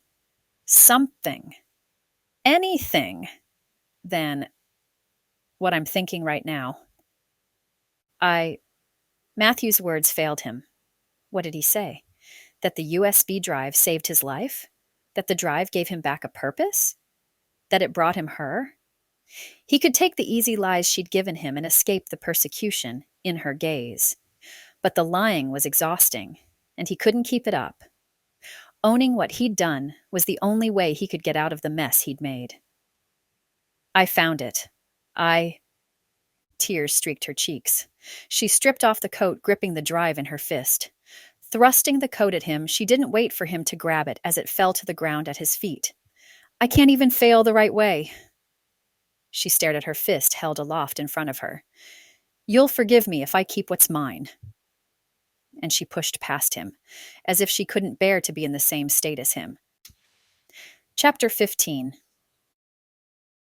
Kristie. I didn't stop by the office for my jacket. Tears blocked any chance I could think straight. What had happened? I'd lost everything I'd had simply because the truth came out. He'd had my drive the whole time. My stomach didn't even try to unclench from the massive twisting the discovery had started. Squeezing my fist tight, I pushed my knuckles into the soft part of my stomach under my belly button while I took long strides across the wet parking lot. My heels sank in soft mud when I stepped off the paths, packed down by vehicles and machines. Refusing to let that slow me, I reached down and yanked them off, holding onto the backs of the black shoes and swinging my arms as I picked up speed. Gravel bit into the bottoms of my feet, but I didn't care. Even the chilly water and gritty mud didn't give me pause as it squished between my toes and splashed over the tops of my feet. I was numb to it. I had to be. There wasn't much more I could handle in light of recent findings that I was blocking. At least for now. I had to block them for the next few minutes. Matthew kept the keys to his truck in the ignition in case he needed to just leave for something. I focused on the truck and escaping the site. Rain continued to pour down around me, as if the clouds had witnessed my betrayal. The only problem with that was, it had been ongoing, so the clouds had known he was lying to me. He'd lied to me. Everything had been a lie. I ignored the tightness in my chest and held my jaw clenched, so I would at least be able to breathe. I tossed my shoes to the floor of the truck when I opened the door. Climbing into the cab, I blinked the rain out of my eyes. As far as I was concerned, it was still raining in the truck. Those tears were raindrops. That's all there was to it. I couldn't lose any more of myself to what we'd promised each other. Talk about too good to be true. My hands shook as I shifted and headed out of there. Where was I going? For now, I headed toward Matthew's house, the home I'd thought would be mine. Why hadn't I known? We'd been so perfect for each other. Had he had it this whole time? Nothing else made sense. He said he hadn't been to Libby, or actually, that he couldn't remember if he'd been there. But come on. Who forgot where they'd been? He had to have found the drive up there after I'd lost it. How long had he known? He and I had been matched soon after I'd lost the drive. I racked my brain for what had been on the memory stick. Everything. Everything about me was on the storage device. Pictures, poetry, so much of who I was, and of course my clickandwed.com profile information. Every answer I'd put on the tests. Everything I could have put down. He probably answered the same thing to make sure we were matched. We weren't truly matched. He'd essentially stalked me. I was a nobody, and he'd somehow found a way to minimize me even more. Ugh, I felt so stupid. I had nowhere to go. Out of a newly formed habit, I found myself parking the truck at Matthew's house. For all intents and purposes, it was my house, too. Was Montana a community property state? He had a huge company and a big house. Maybe I needed to go through the steps of a harrowing divorce to get a small piece of the justice I deserved. Except, it wasn't like I was innocent. How many times in the past had I lied? Did I want everyone I'd ever lied to come after me with vengeance in their hearts? Matthew couldn't fake our connection. There was nothing in the drive that would tell him what I was looking for in a man. Even the match companies hadn't asked that point blank. True, there'd been traits I'd looked for that were highlighted, but he couldn't know that I was so lonely it could split me in two. He didn't know that needing me was better than me needing him. I shook my head. It didn't matter. I had been lied to. Huge. How did I trust him again after this? Climbing from the truck, I used the keys to get inside and I went to my room. Closing the door, I sat on the bed and stared at the spot I'd caught him sleeping. Where would I go? Home? Tell everyone I hadn't gotten the job? What would I tell Tara? She already knew I was a liar. She would know I'd failed at this, too. My parents would wonder why I moped around, and I would lie and say I'm fine. The ugly side of who I really was bared itself to me. I was a horrible hypocrite. Matthew had lied? I wiped at my cheeks, my lower lip quivering. That's all I'd done since I graduated high school. I'd lied. I wasn't innocent. Far from it. Finally, I was being lied to on a large scale, and it stung. I could feel the pain of it. Karma was awful. My parents were poor victims of mine. All they'd ever done was support me, and I'd done nothing but lie to them. They deserved the truth. Yes, I deserved the truth from Matthew, but what if he'd meant to tell me? I tried looking at it from his perspective. He wasn't a bad guy. I knew that. I wasn't blind. What would I have done if I'd found a drive? I'd have opened it and tried to search out who it belonged to. He'd tried doing the right thing at the start. I could give him that. But what about after? He'd applied for clickandwed.com. He hadn't given me my drive back. He'd used it to get close to me. Where had the wrong choice come in? No matter which way I looked at it, he hadn't given me the drive or told me the truth. I wasn't even sure what I would have done since my choices were colored by the fact that he'd lied to me, and I'd caught him in front of people. I needed to call someone, but I had no one. Shame coursed through me. I'd cried and whined about being alone for so long, but I was the one who'd put the wall up between myself and others. I didn't want to disappoint anyone, so I'd lied. I'd tried to make myself seem better and more important than I was. This wasn't something to dump on Tara. Not after she already found out about the lies I'd told her. I needed to talk to my mom and dad. I pulled my phone out of my pocket and slowly called my parents' home number. The coward in me hoped they wouldn't answer, but the part of me that had been hurt by Matthew's lies didn't want to hide any more from the truth. If he could hurt me, after not knowing him long, how had I damaged the trust between myself and my parents? My dad picked up the phone. Hey, Kristie, how's your trip going? Do you like your job? I cleared my throat and plucked at the edge of the soft comforter underneath me. Hi, Dad. Um, uh, yeah, about that. I should be doing this to your face, but I can't wait. If I don't do it now, I'll lose my courage. I laughed sadly, glad he couldn't see my tears. What's going on, Princess? You sound upset. Dad's calm voice gave me just enough oomph to get out what I needed to. My confession blurted from me as if it had been waiting to jump ship. I lied to you and Mom. I didn't graduate from college. I faked my degree and told you guys I was sick during the commencement ceremony, so you wouldn't come. I'm not even on a trip right now. I got. I couldn't tell him that part. Not yet. They wouldn't love me after. How could they? I didn't love myself.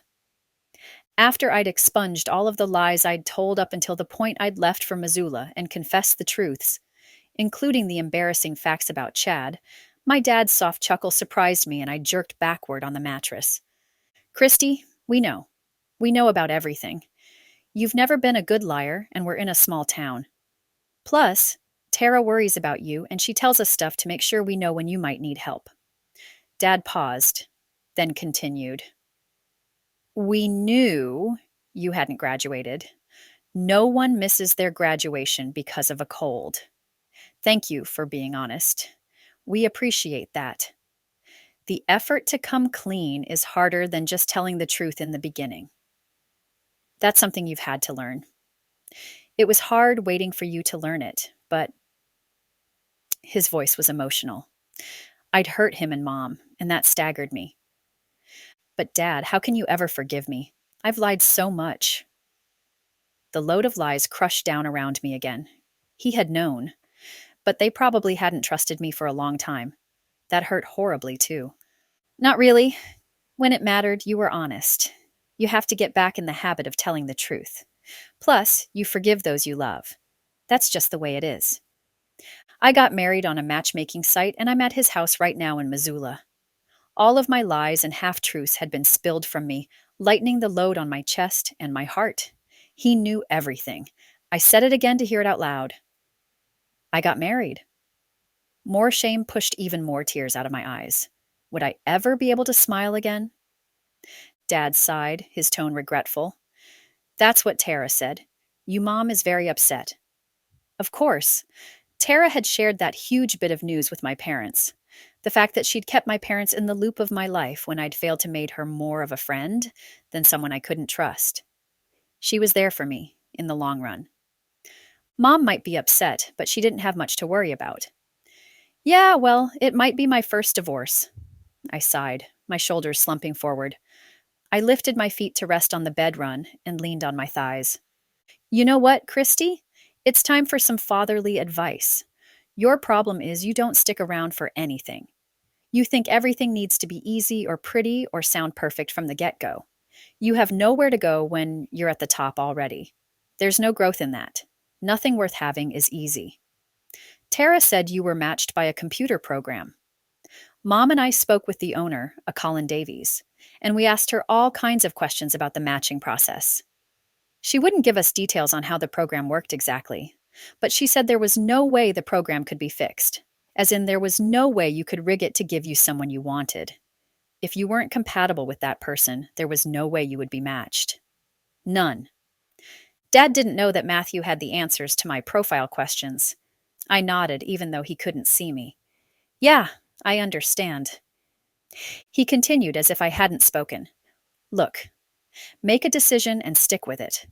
If you decide to leave, then do it. If you decide to stick it out, then do it. But don't waffle and change your mind next week when things get hard again.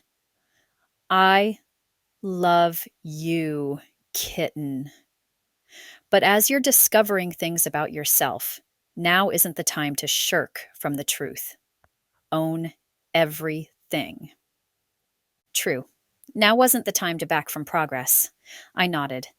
Thanks, Dad. You always know what to say. I hung up with him and stared at the phone. My parents had done their due diligence and checked into the company. Something I had failed to do. No, I hadn't failed to do it. I'd made the irresponsible decision not to do it. Matthew and I had even opted out of doing the tasks and the challenges. I pulled up the app on my phone and clicked the Contact Us button. A list of information showed up, and I was startled to discover the headquarters of the clickandwed.com site was in Sandpoint, Idaho, not too far from Matthew's place or from Libby. I pressed call, and the app on my phone dialed. What was I going to say? The man I was matched with was a liar? Oh, wait, I'm a liar. Great job on the match. The other line picked up before I could hang up. Clickandwed.com. This is Carlisle. How can I help you? The man was pleasant and unassuming. What had I expected? There was no sound to a complicit voice that was recognizable. I cleared my throat, plucking at the material of the pillowcase. Yes, hello, hi. Well, I was recently matched by your program and, well, I found out some things. I need to know how you guys match this guy, and My clumsy attempts to connect embarrassed me further. I should just hang up. Hang up now! Carlisle's pleasant voice stopped me from following through. I'd be happy to help. What's your name? Kristie Gale. I chewed on my bottom lip. I'd gone too far. He knew I had failed at the marriage thing. Kristie, I'm so glad you called. Colin and I were very disappointed that you opted out of the challenge part of the program. You and Matthew had a terrific compatibility score of 99.5%. We were very interested in seeing how you would do on some of the more difficult challenges. Carlisle's excitement was overwhelming. Frustrated, I blinked back my angry tears. Great, emotional again. That wasn't going to get me taken seriously. I swallowed past the thickness in my throat. Do you know why we were that compatible? He had my answers. I was matched to him because he answered the questions the exact same way I did. We aren't a match. We shouldn't even have been together. Your program failed. I blinked back angry tears. It wasn't the program's fault, and yet it was. Everything about the whole situation had to be someone else's fault other than my own. I wasn't sure I could handle being the one responsible for everything wrong. Actually, I know that's not how things work, but let me have Colin herself explain it, okay? She's right here. Carlisle put me on hold for a moment. I could hang up now. I didn't want anything explained. I just wanted to lay down and take a nap, deny what was happening. A soft, calm woman's voice came on the line. Kristie Gale? This is Colin Davies. How are you? Carlisle says you're upset. I spoke with your parents a few days ago. They seem to understand. How can I help you? The lack of condescension in her tone helped me calm down. I'm upset. I just found out my match had all the answers to my profile information. Everything. It's a long story, but he had to have used my answers to get matched to me. There's no other way we're matched with 99.5% compatibility. Well, first, let me assure you that if he did have all the answers and he used them, it would not have made you compatible in the least. We do not match people who are similar. The best attraction is those who are opposite. In a lot of things, but not in the important ones. Some social people do well to be matched to someone who isn't an extrovert. Some people who love the outdoors are suited to those who don't, because they'll broaden each other's experiences. A match needs to be someone who will help you be a better version of yourself. There's no point in being matched to yourself. There's no adventure in that. I paused. You mean if he'd used my exact answers, we wouldn't have been matched? How was that possible? He couldn't have used my answers then. But that would mean... That's exactly what I mean. There is no way to game the system, Kristie. Not too long ago, we had best friends take the test. I doubted they would be matched based on that information alone, and I figured it would be my first failed match. But Carlisle informed me last week that they are already expecting their first child, and they're very happy together. I'm a firm believer that love can't be contrived. Not true love. Not the kind that lasts forever. Now, I'm not saying you and Matthew are in love or even a perfect match. All I'm saying is that even if you told him everything that you put, even if you stood beside him while he took the test, there's no way the two of you could hack the program to make a 99.5% score. Trust me, my programmer is paranoid, and she'd make sure her algorithms couldn't be hacked. Colin ended on a conspiratorial chuckle that didn't denature the truth in her words, but confirmed that she knew what she was talking about. Her assurances soothed my doubt. I still had a lot to think about, but with more information, I felt like I was better equipped to decide. Thank you, Colin. I appreciate it. Sure thing, Kristie, and if you ever get a chance, I'd love to hear how he had your answers before you even met. Colin's humor reached me through the line. That's got to be a story worth hearing. We hung up, and I realized it was exactly a story worth hearing, one I was very interested in hearing. Chapter 16. M. Matthew. The unseasonal dry spell was officially broken with continuous sheets of rain that didn't stop falling throughout the day. Matthew hadn't seen that much storming in Missoula in a while. It was like the sky cried for him. He stayed in the office, sitting in the seat and swiveling back and forth while staring at the ceiling. An ache in his chest testified of his loss. He'd had a wife and lost her. What was that nursery rhyme? Peter, Peter, pumpkin eater. Had a wife and couldn't keep her. Too bad Matthew didn't have a pumpkin shell. His lies had caught up to him. Of course it was inevitable. No one could keep up that kind of perfection for long. He didn't even blame Kristie for being mad. Wouldn't he feel the same? He'd gotten caught, and a large part of him was relieved, while another part couldn't believe his happiness had only lasted such a short time. A few of the men came in, dropped off their time cards, muttered a few inane words, and left. They were probably mad at him as well. Kristie had been a bright spot for the crew members, and Matthew had run her off with his actions. Most of them had seen her crying while she'd fled. The rest had heard from the witnesses. No one understood exactly what had happened. Many of them thought it was all about the coat. The shipping guy had even glared at Matthew, saying, "A real man would have let her use the coat." He'd been right. A real man wouldn't have let the situation get to the point where everything had become so real, so perfect, but then crashed around them at the presence of the drive. The truth came out and destroyed what had been perfect. He should have said it from the start. But it hadn't really been perfect, had it? He couldn't ask her questions about the pictures he'd seen. He had to double-check everything he said in case something was going to give him away. Everything he'd done or said had been with a filter in case he stumbled and gave himself up. Now she knew. If nothing else, she knew the truth. The door burst open and Sarge stomped through, shaking the rain from his shoulders and sluicing it from his face. "I feel like we moved to Seattle, M-Dog. This rain is cantankerous." Cantankerous? Matthew arched an eyebrow at his friend and continued swiveling back and forth in the office chair. He lifted his head and watched his fellow servicemen storm inside. "I told you I was using that new calendar, the dictionary one with a new word of the day. I've learned big ones that are actually pretty accurate, like imbecile and foolhardy." The challenge was there in his tone. "You'd be surprised at how smart I'm getting. I actually sound educated." Matthew sat up, placing his hands on the top of the desk and glaring at his friend. "You think I don't know this? I'm an idiot. I can't believe I let it get that far." "Do you know? Because if you did, you'd chase after her. How long ago did she leave? Look at you, you're still sitting here. The Matthew I knew once upon a time would never have sat there, resigned to his fate."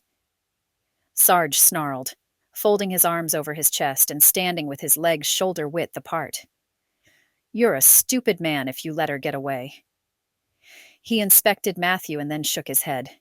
"Actually, don't go after her." "I will. She's gorgeous and friendly and sweet as all get out. You didn't even notice when one of the barrels fell outside and the rest of us ducked for cover.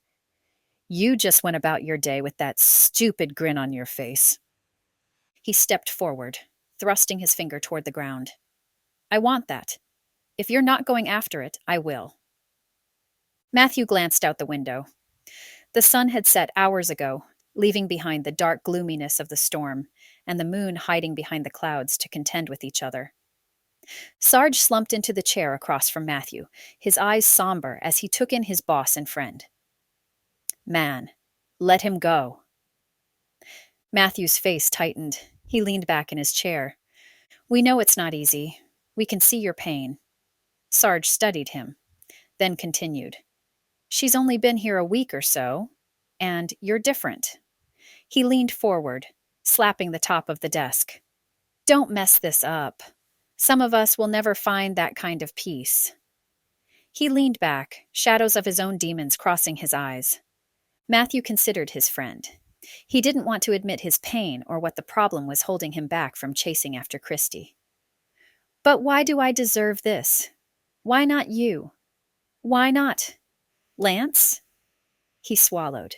His best friend had been the greatest guy out there. Why hadn't he found happiness?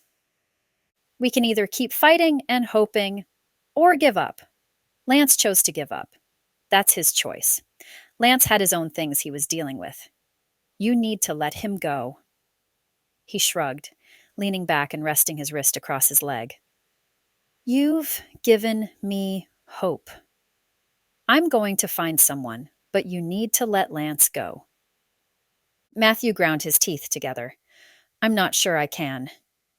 If you can't let him go and move on, find happiness with this wife of yours, then what does that tell the rest of us? You're our only hope that we can do this. Sarge twisted his lips to the side, tears bright in his eyes. Matthew hadn't realized so many were depending on him to prove it was possible for their broken hearts to mend. He straightened his shoulders. You're right, but I'm not sure I can go back. I don't know how to fix this. I lied. And pretty badly. Matthew's desperation caught up to him. Standing, Sarge pointed toward the door, defiance strong in his gaze. You get home, show up, see if she's there. If she's not, you go after her. If she is, you do whatever it takes to fix it. You try, man, you try. Matthew shoved away from the desk. Sarge was right. If nothing else, Matthew had to try. He couldn't just give up. He had to explain to Kristie how he'd gotten them to where they were. He had to take responsibility. And then he had to beg her for forgiveness. Chapter 17. Kristie. Matthew had promised he wouldn't leave me alone, and yet there I was, gripping my knees so tight, my nails cut into my flesh. Alone. The wind had picked up sometime after 7, and the spring sun had already dipped below the horizon. I couldn't see what was making the noises as the wind whipped around the house. I didn't want to go into my room, or anywhere else for that matter. When I would have left and headed back to my parents, I couldn't, because I would be leaving on my motorcycle, and this kind of weather wasn't kind to motorists, let alone bikers. My heart hammered in my chest. I couldn't believe he'd left me alone again. He'd promised. I needed to own my fear of being alone. I had grown to hate myself. Being alone with the one person I couldn't stand had become the thing I feared the most. Failure, rejection, loss. All of it paled in comparison to the fact that I was the root of my problems. I didn't want to be around me because I had become someone I didn't like. Lying had done that to me. I had done that to me. But as I cleaned up my messes, owned my untruths, and apologized for them, I realized my lies didn't define me. Fixing them did. The impressions I left behind did. But me? The person I wanted to love? She was an honest person who had been smothered by fear and lies. Well, I had to free her. I had hoped to free her with Matthew, but this wasn't something I could do with anyone else or for anyone else. I had to face my fear for me.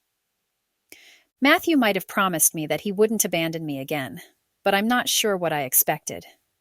I'd caught him in a huge collection of lies. Maybe his promises weren't worth anything. Or maybe he'd promised something thinking he could deliver on that promise until some unforeseen event happened. Another part of me, the logical, more charitable part, wanted me to slow down. I'd taken his truck. How did I expect him to get home? But he owned his own construction company. I had no doubt he had access to the dark blue company trucks parked beside the office building. If he wanted to, he could chase after me. Maybe he didn't want to. My heart and my head warred while the rest of me just wanted to hide. Maybe he wasn't coming back. I stared at the rug in the center of the hardwood floor. Maybe he wanted me to leave. I had every light on in the house. Rainstorms weren't a big deal on a normal basis. But add in the situation and where I still wasn't completely comfortable and the storm had taken on a whole new. The house went dark. I blinked a few times to clear my eyes. It was pitch black. I moved my hand in front of my face, but nothing. My stomach twisted and my breathing turned to panting. How was it I could ride a motorcycle, work in construction, but I couldn't stay calm in a storm? There wasn't even any logical reason for it. Just a simple fear that was compounded by my emotional state. Lightning lit up the outside, illuminating the indoors for a flickering moment. The light faded, followed seconds later by thunder that growled and shook the house. Standing, I wrung my hands, pacing back and forth. What was I going to do? My stride was too long, and I slammed my shin into the edge of the coffee table. Cringing, I bent over to rub the offended spot. Standing again, my body shook, wrapping my hands around my biceps when I crossed my arms. I was cold, but not because the house was cold. My insides hurt. He'd promised. And finally, I realized that he had promised, and I wanted him to keep his promises to me. I needed him to keep them. I was still in it for the long run. After everything I'd learned, I wasn't over him, and I certainly wasn't interested in giving up on something we both needed. I altered my steps, and my pacing didn't take me far. I only moved 2 steps one way, and then 2 steps back. I didn't want to trip or blunt edge my shin again. If I'd been at my parents' home, I would have been able to find the candles. At Matthew's, I had no idea where anything was. My dad's point ran through my mind continuously. I had to decide and stick with it. This wasn't like ordering off the menu. My heart already chose. The logical part of my head couldn't figure out why I was staying, why I wasn't cutting my losses, but my heart knew I was supposed to be there.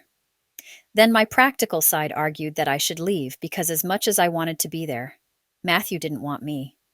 That hurt more than anything. That he might not want me there.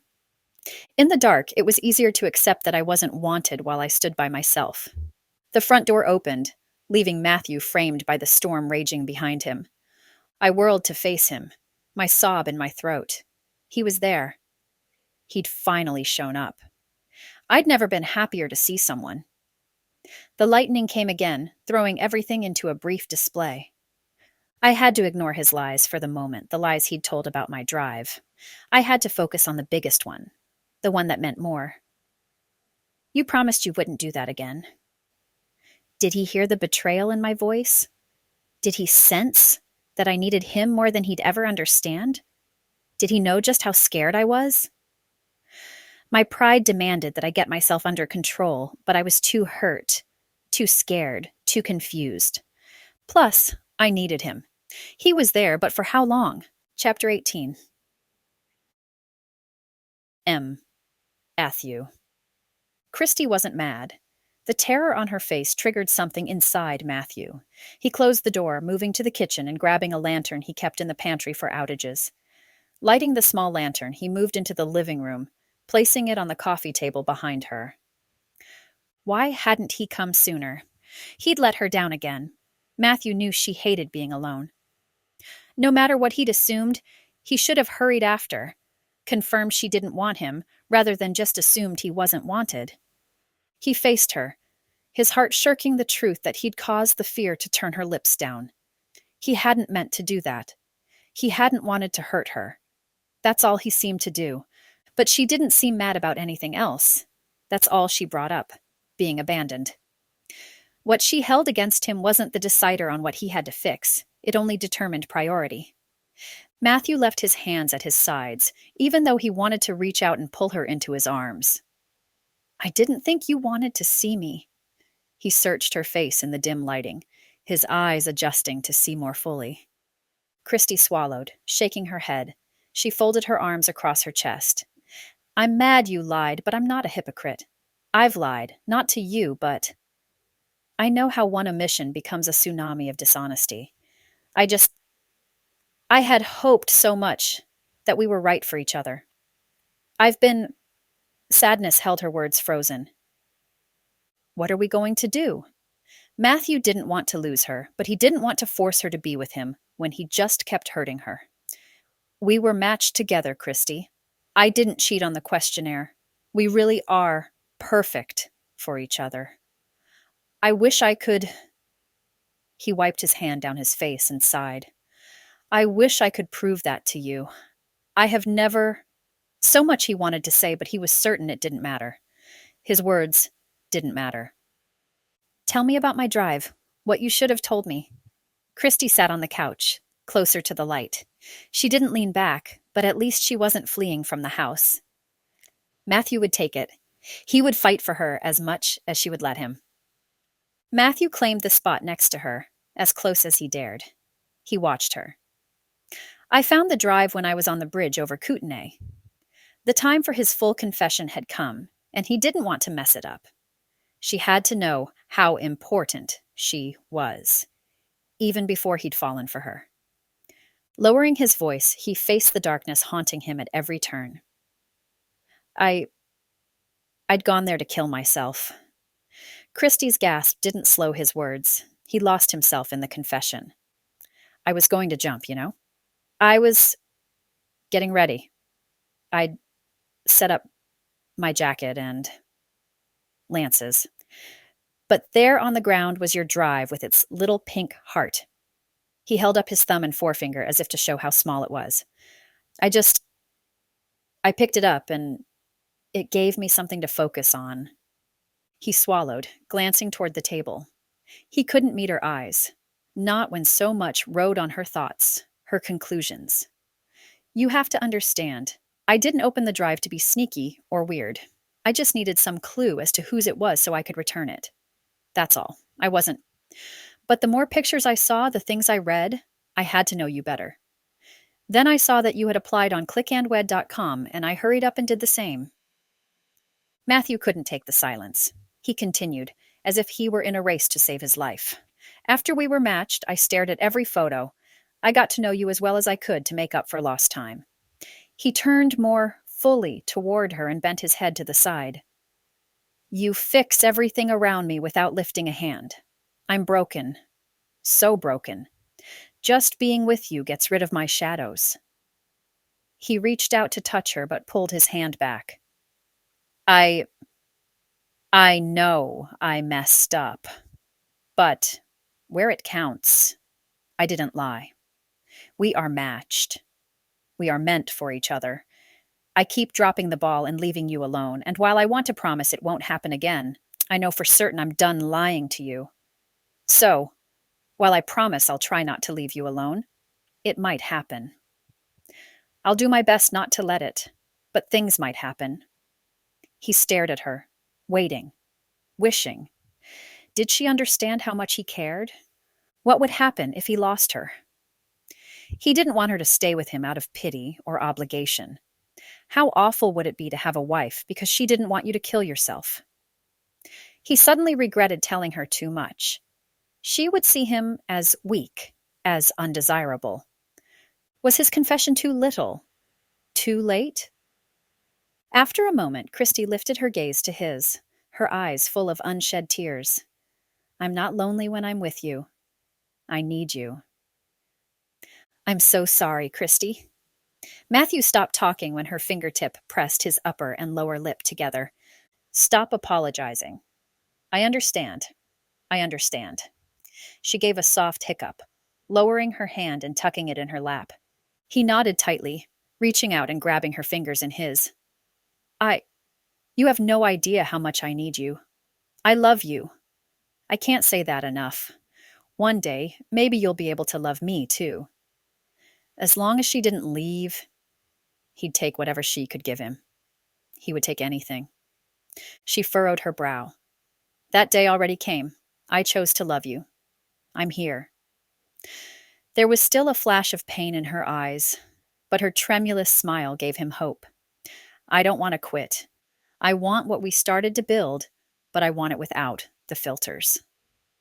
As if a vice had been released from around his chest, Matthew breathed deeply, taking in all of the good that Kristie represented, and exhaling all of the bad he wanted to get rid of. Was it possible Matthew had really found his happily ever after? Chapter 19. Kristie. My brother Brent had chosen to get married at the park just outside of Libby. I glanced at Matthew in his suit and tie for the 100th time since we'd gotten out of the truck. He redefined what the term dashing meant. With the tan of his skin set off by the stark white of his collar, and then complemented by the black lines of his suit, he could have been a model on the pages of a glossy magazine. Instead, he was on my arm and ignoring all the other women at the reception. My ego was stroked continuously as they stared at him and glared at me. That was the kind of attention I liked. I hadn't had to lie to get it. Instead, I was just enjoying being myself. Matthew joined Brian at the drink table, and Tara inched closer to me. Eyeing the guys we'd come with as they laughed over flower-shaped ice cubes, Tara nudged me with her elbow. "So, you're married before me." "I'm not amused." "You're out of Libby while I'm still here." She glared, but the playful tinge to her look left me unworried. Tara continued. "Brian and I are moving to Boise. He got a job there as a contractor, and I'm going to do some consultant work as a graphic designer." She shrugged and made an eek face that ended in a grin. She was the one who'd stuck with her degree. She deserved everything and so much more. "I'm so happy." I glanced up and didn't even react when Tara gripped my arm at the same time I spied Chad. "Don't yell or throw anything, Kristie. I don't want your brother's wedding day ruined," Tara whispered under her breath. Was I close to that? Was I even upset? No, I didn't care. I'd forgotten Chad as I'd worked to make my life with Matthew as close to perfect as we could. I finally accepted failure as part of growing. I shrugged. "I'm fine. I don't even care." Tara studied me and tilted her head to the side. "I believe you mean that." Grinning, I lifted my glass of punch and sipped, glancing over the brim of my cup. Kami adorned Chad's arm with her brassy bleached hair and her too thick makeup. But she had her hand on his arm, and her discomfort level was high and overly obvious. I wasn't uncomfortable at all, and I realized why. Kami had released me. She'd gotten me off the hook. I wasn't stuck anywhere I wasn't happy. I'd become someone I wasn't, while desperately chasing my idea of happy and traditional. By taking a chance on me, I'd found Matthew. "Family of the groom, we're doing photos over here." My dad motioned us toward the gazebo that had been set up as the photo area. I grabbed Matthew's hand, and we excused ourselves to Tara and Brian. They didn't notice as Brian kissed Tara's palm and whispered something in her ear. Winding our way through the crowd, I couldn't believe I was lucky enough to have Matthew on my arm. He got me, and that was worth more than anything else. As we settled into our spots, my dad spoke to Matthew and I while facing the camera. "I want a proper wedding. Do you understand?" The demand was clear. "I want to give away my daughter. This eloping stuff doesn't work for me." Or me. My mom finally spoke to me. Okay, it was more of a side comment, and not directed at me specifically, but it was getting closer. She hadn't forgiven me yet for running off and getting married. Even my lying hadn't seemed to hurt her as much as that had. In fact, she'd barely acknowledged me at all during the wedding and the reception. I grinned sideways. "Yes, sir." Rolling my eyes at Matthew, I softly shook my head. "Sorry," I mouthed at him.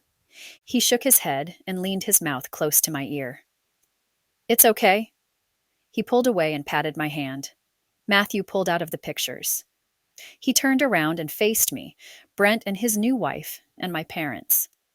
Regret darkened his features. "They're right. I'm sorry. We didn't do this the right way." I furrowed my brow. What was he doing? Was he saying he didn't want to be married anymore? A couple hours with my family and he was ready to call it quits? A pit formed in my stomach. Pressing my lips together, I glanced at my mom and dad, tucking a stray strand of hair behind my ear. My hands shook. Why was Brent grinning at me like an idiot? He knew I was getting dumped and he loved it. Matthew and I were just starting to find our groove. We were taking things slowly with intimacy and getting to know each other. I'd grown to rely on his presence with me at night, during the day at work, and everywhere else. I didn't want to start over or lose any of that. I thought he felt the same. "What are you saying, Matthew?"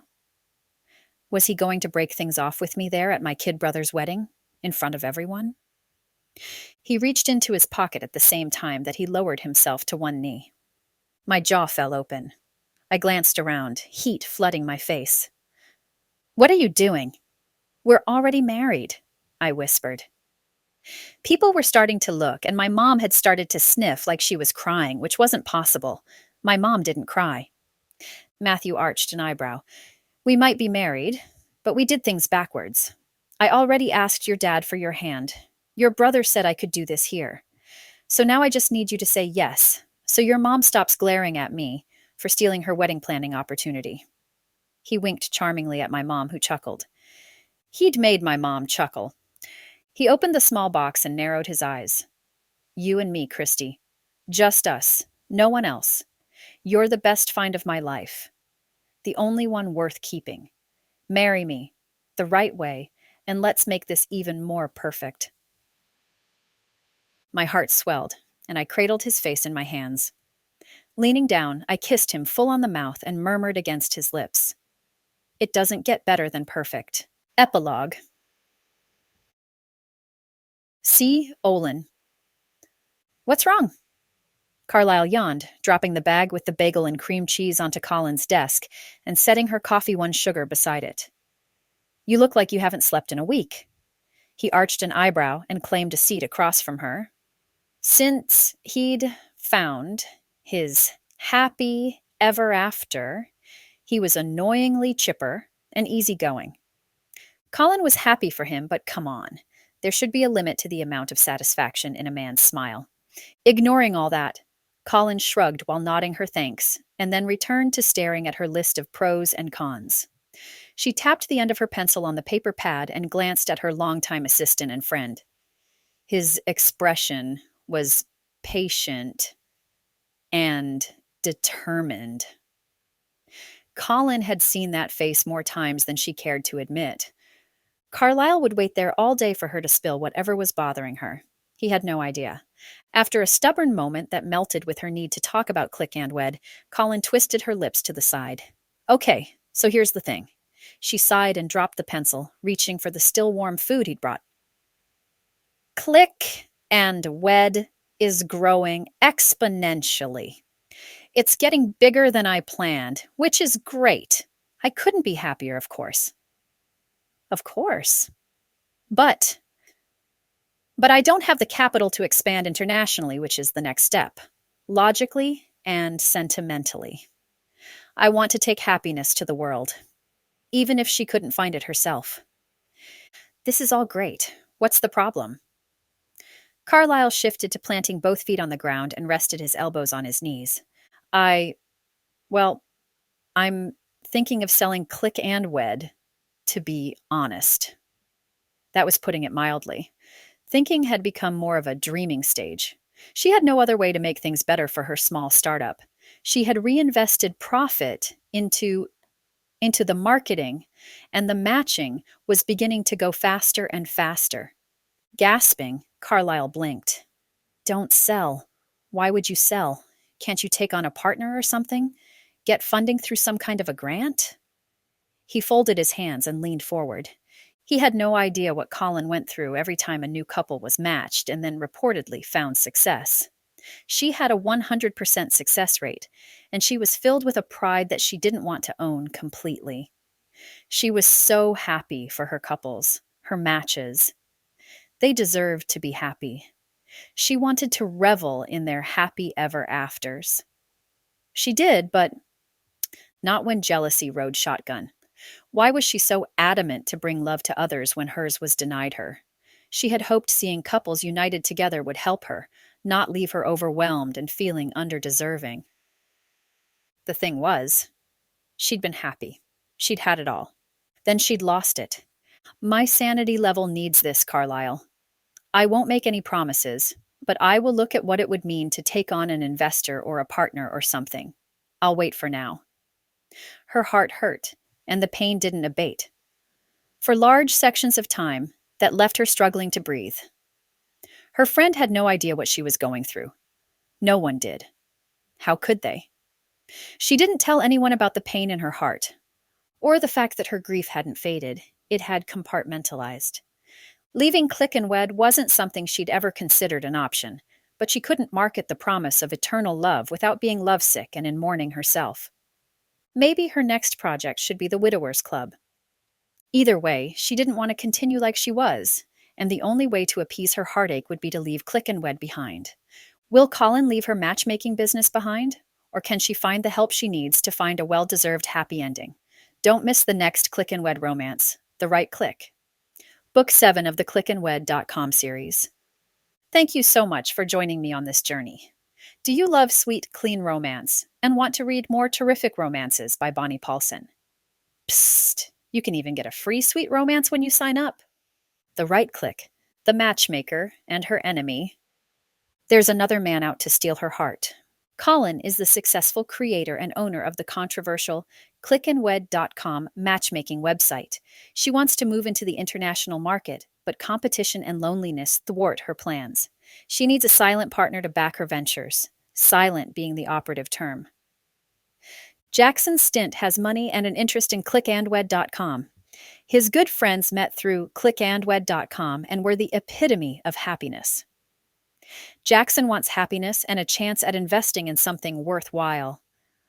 Unfortunately for Colin, Jackson is anything but silent, and he has opinions about both the business and Colin's refusal to consider love again. If Jackson gets his way, he'll get Colin as more than a partner. If Colin wins, they both lose. The Right Click. Sneak peek. Chapter 1. C. Olin. I jerked awake, gasping for air with tears streaming down my face.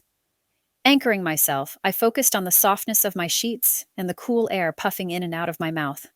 Why? Why couldn't I escape the darkness of the pain? Just when I was busy enough to think I was covered and could let down my guard, the nightmares came. Or a reminder blipped up somewhere in my day. I was so ready to be over my grief. Reaching up, I rubbed my eyes. I was tired. I needed sleep. Constant insomnia wasn't good for anyone. One of the first steps in grief was accepting the truth. I had no problem accepting my reality. None. Matthias was dead. He was gone. I accepted the loss. It didn't matter how many times I cried, begged the universe, turned to my left to find him, or even called his phone number, he wasn't coming back. There was nothing I could do to change my past. After years of being alone, I had finally accepted that living single was my fate. I couldn't handle that. Then why did the nightmares continue to plague me? Why did Matthias look at me with his upper body lying in my arms and ask when I was going to be happy? I was happy. My schedule didn't allow for anything else. A fine layer of perspiration cooled my skin. I slumped back on my nest of pillows and pulled the comforter up to my chest. Try as I might, I couldn't avoid recapping what I could remember of the dream. Where there were holes in the nightmare, my memories filled in. Matthias in my arms, taking his last breath and staring over my shoulder after asking me why I wasn't happy. Except that's not what he'd asked me then. In both real life and in my dream, though, he'd left me. Why had he left me? I hadn't even had a scratch or whiplash. Nothing. Why couldn't I have been the one to go? Nothing was fair about the last time I'd seen him. Even then, when he died in my arms, I'd been astounded at the depth to his blue eyes. If I hadn't called him, if we hadn't been fighting, we wouldn't be apart. My breathing didn't slow enough to fall back to sleep. Pushing my long brown hair behind me, I shoved myself from the bed, which was entirely too big for just one person. Size didn't matter when I tossed and turned. Nothing was big enough. Glancing at the clock on the wall, I groaned. It was only 3 a.m. Carlyle wouldn't be on his way to the office for another handful of hours. As my assistant, he was used to my erratic hours, but I never expected him to keep pace. The man had his own life and a new bride to keep happy. A happy office manager was a kept office manager, or something like that. I grabbed my laptop and cuddled on the couch with a leg throw and a cup of tea. The sun would come up over the hill in a couple hours, and I would get to face the day. Alone. My computer booted up. I rolled my head on my shoulders and closed my eyes as my naturally tense muscles fought against my attempts to relax. Even the simple decorating of my house wasn't enough to calm me. After checking some work, I'd head out for a run. Maybe the cool spring air would snap me from my funk. Sighing, I typed in my password and pulled up my email. My inbox was perpetually full, but I'd filtered enough things that the important messages got to the top of the inbox list. An email from the clickandwed.com members app. The subject read, an update. I loved updates, especially from past couples my website matched. This one was from Rachel and Logan. The two were my first clickandwed.com matched couple. I'd paired numerous couples before, even an aunt and uncle who were stuck in their own dating drama and couldn't unstick from the barroom meetups. When Rachel and Logan had been matched, I'd felt like I could do anything.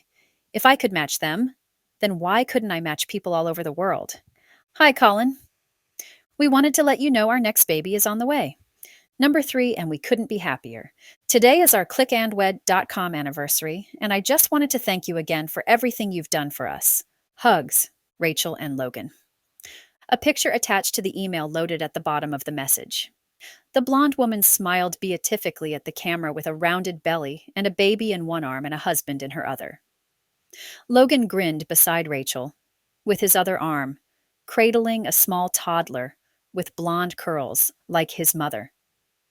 The picture reeked of happiness. To be honest, it made me a little nauseous at that early hour.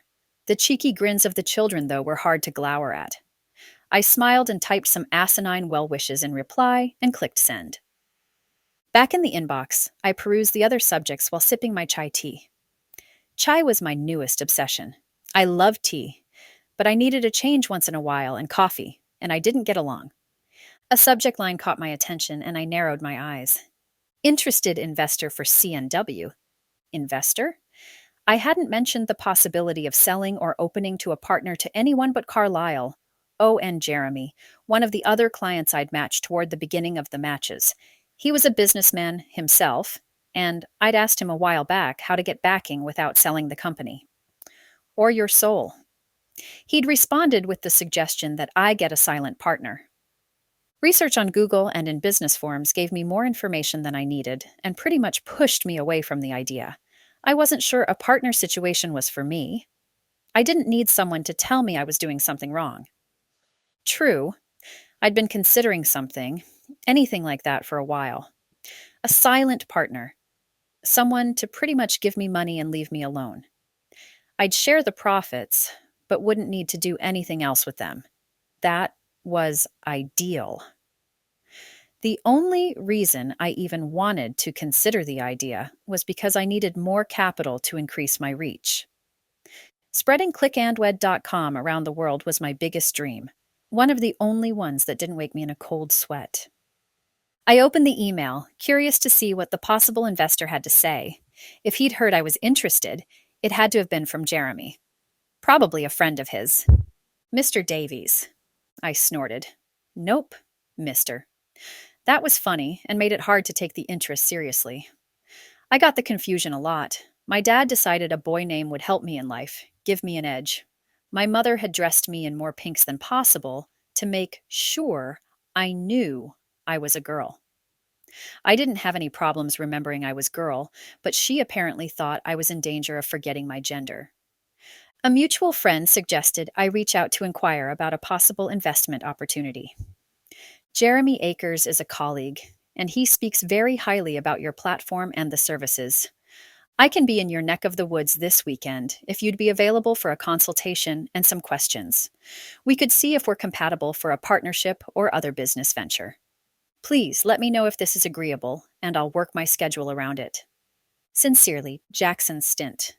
A bird could have walked up to the window and drawn on the glass in oil paints, and I wouldn't be more surprised. Jackson Stint? He was one of the biggest business moguls from the West Coast. He didn't strike me as an investor, more like the type of man who was in charge of everything. I wrinkled my nose at answering to anyone about my company.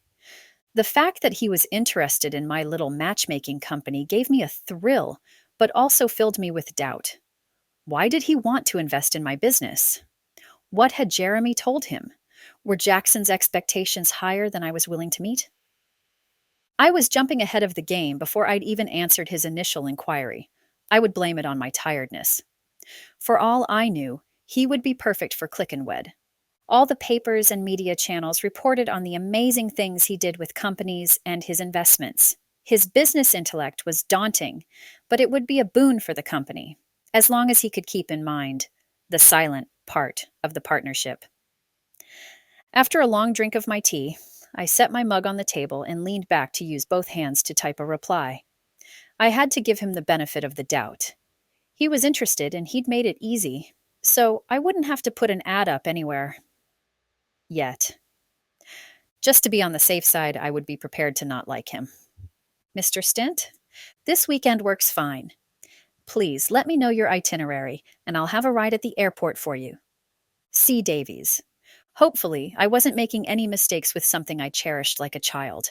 In a way, Click and Wed was my memorial for the love Matthias and I had for each other. A love like that wasn't replicable. I wanted to try to give that to other people. Others deserve to be happy.